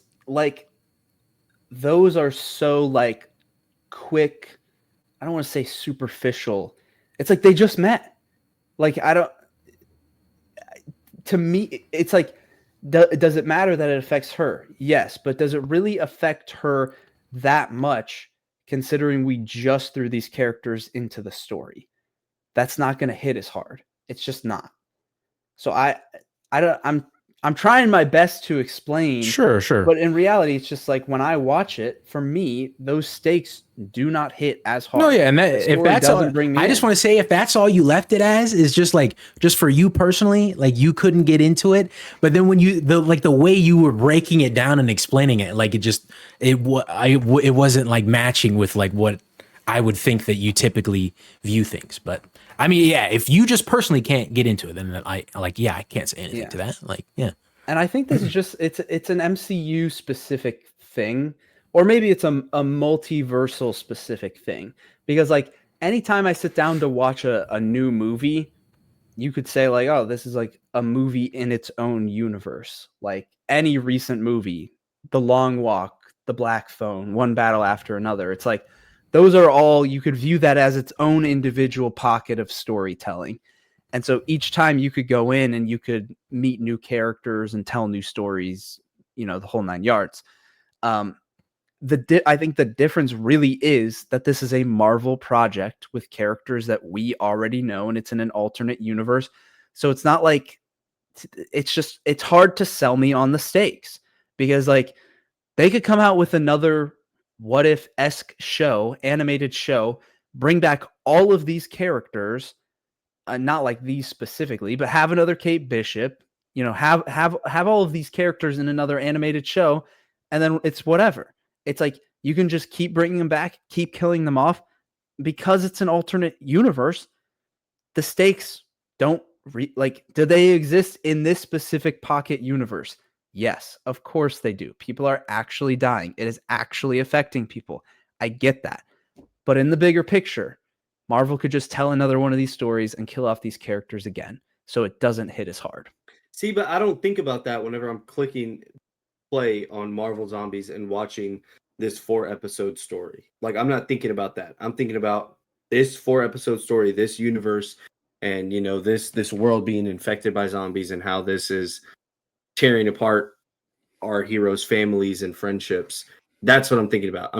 I don't sit there and see Elena die and be like, yeah, well, I don't care about any of this. They can bring her back later. Like, no, I'm fully bought in. But again, that goes back to, if you're bought in, you are. If not, then yeah, I mean, you're kind of SOL.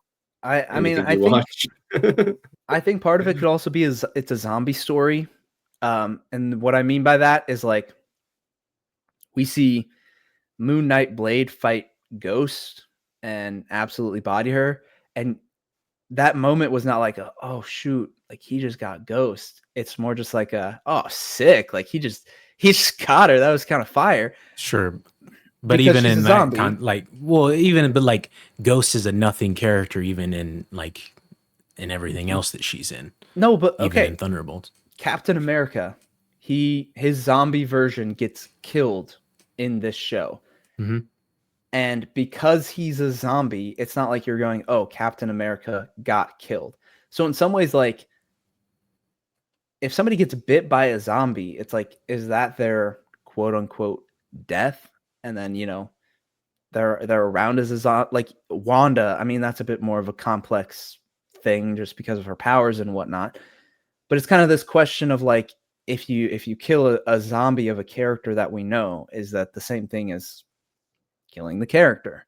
So I think that adds a layer to it as well, of like, oh, we see Ghost in the show and then just killed off. And like, you could apply that to anything, any of the other characters. It's like, even like Thanos showing up in What If, where Ultron with the Infinity Stones just cut him in half. Yeah, that kind of thing. It's like, yeah, What If can be the show to just bring in Thanos and kill him immediately. And it's like, that to me doesn't, like, oh, crazy stakes because this Ultron is crazy powerful. It's like, well, no, duh, they can do anything they want in this alternate universe story. I feel like that's a bad example, just because I think that was just a misstep of a thing to have happen. Like, no, in no way, shape, or form is the Mind Stone, because that's all that Ultron had, cutting Thanos in half. Like, that's just not happening. But you get my point. They did that to be like oh shoot, this Ultron is super powerful, killed Thanos right away.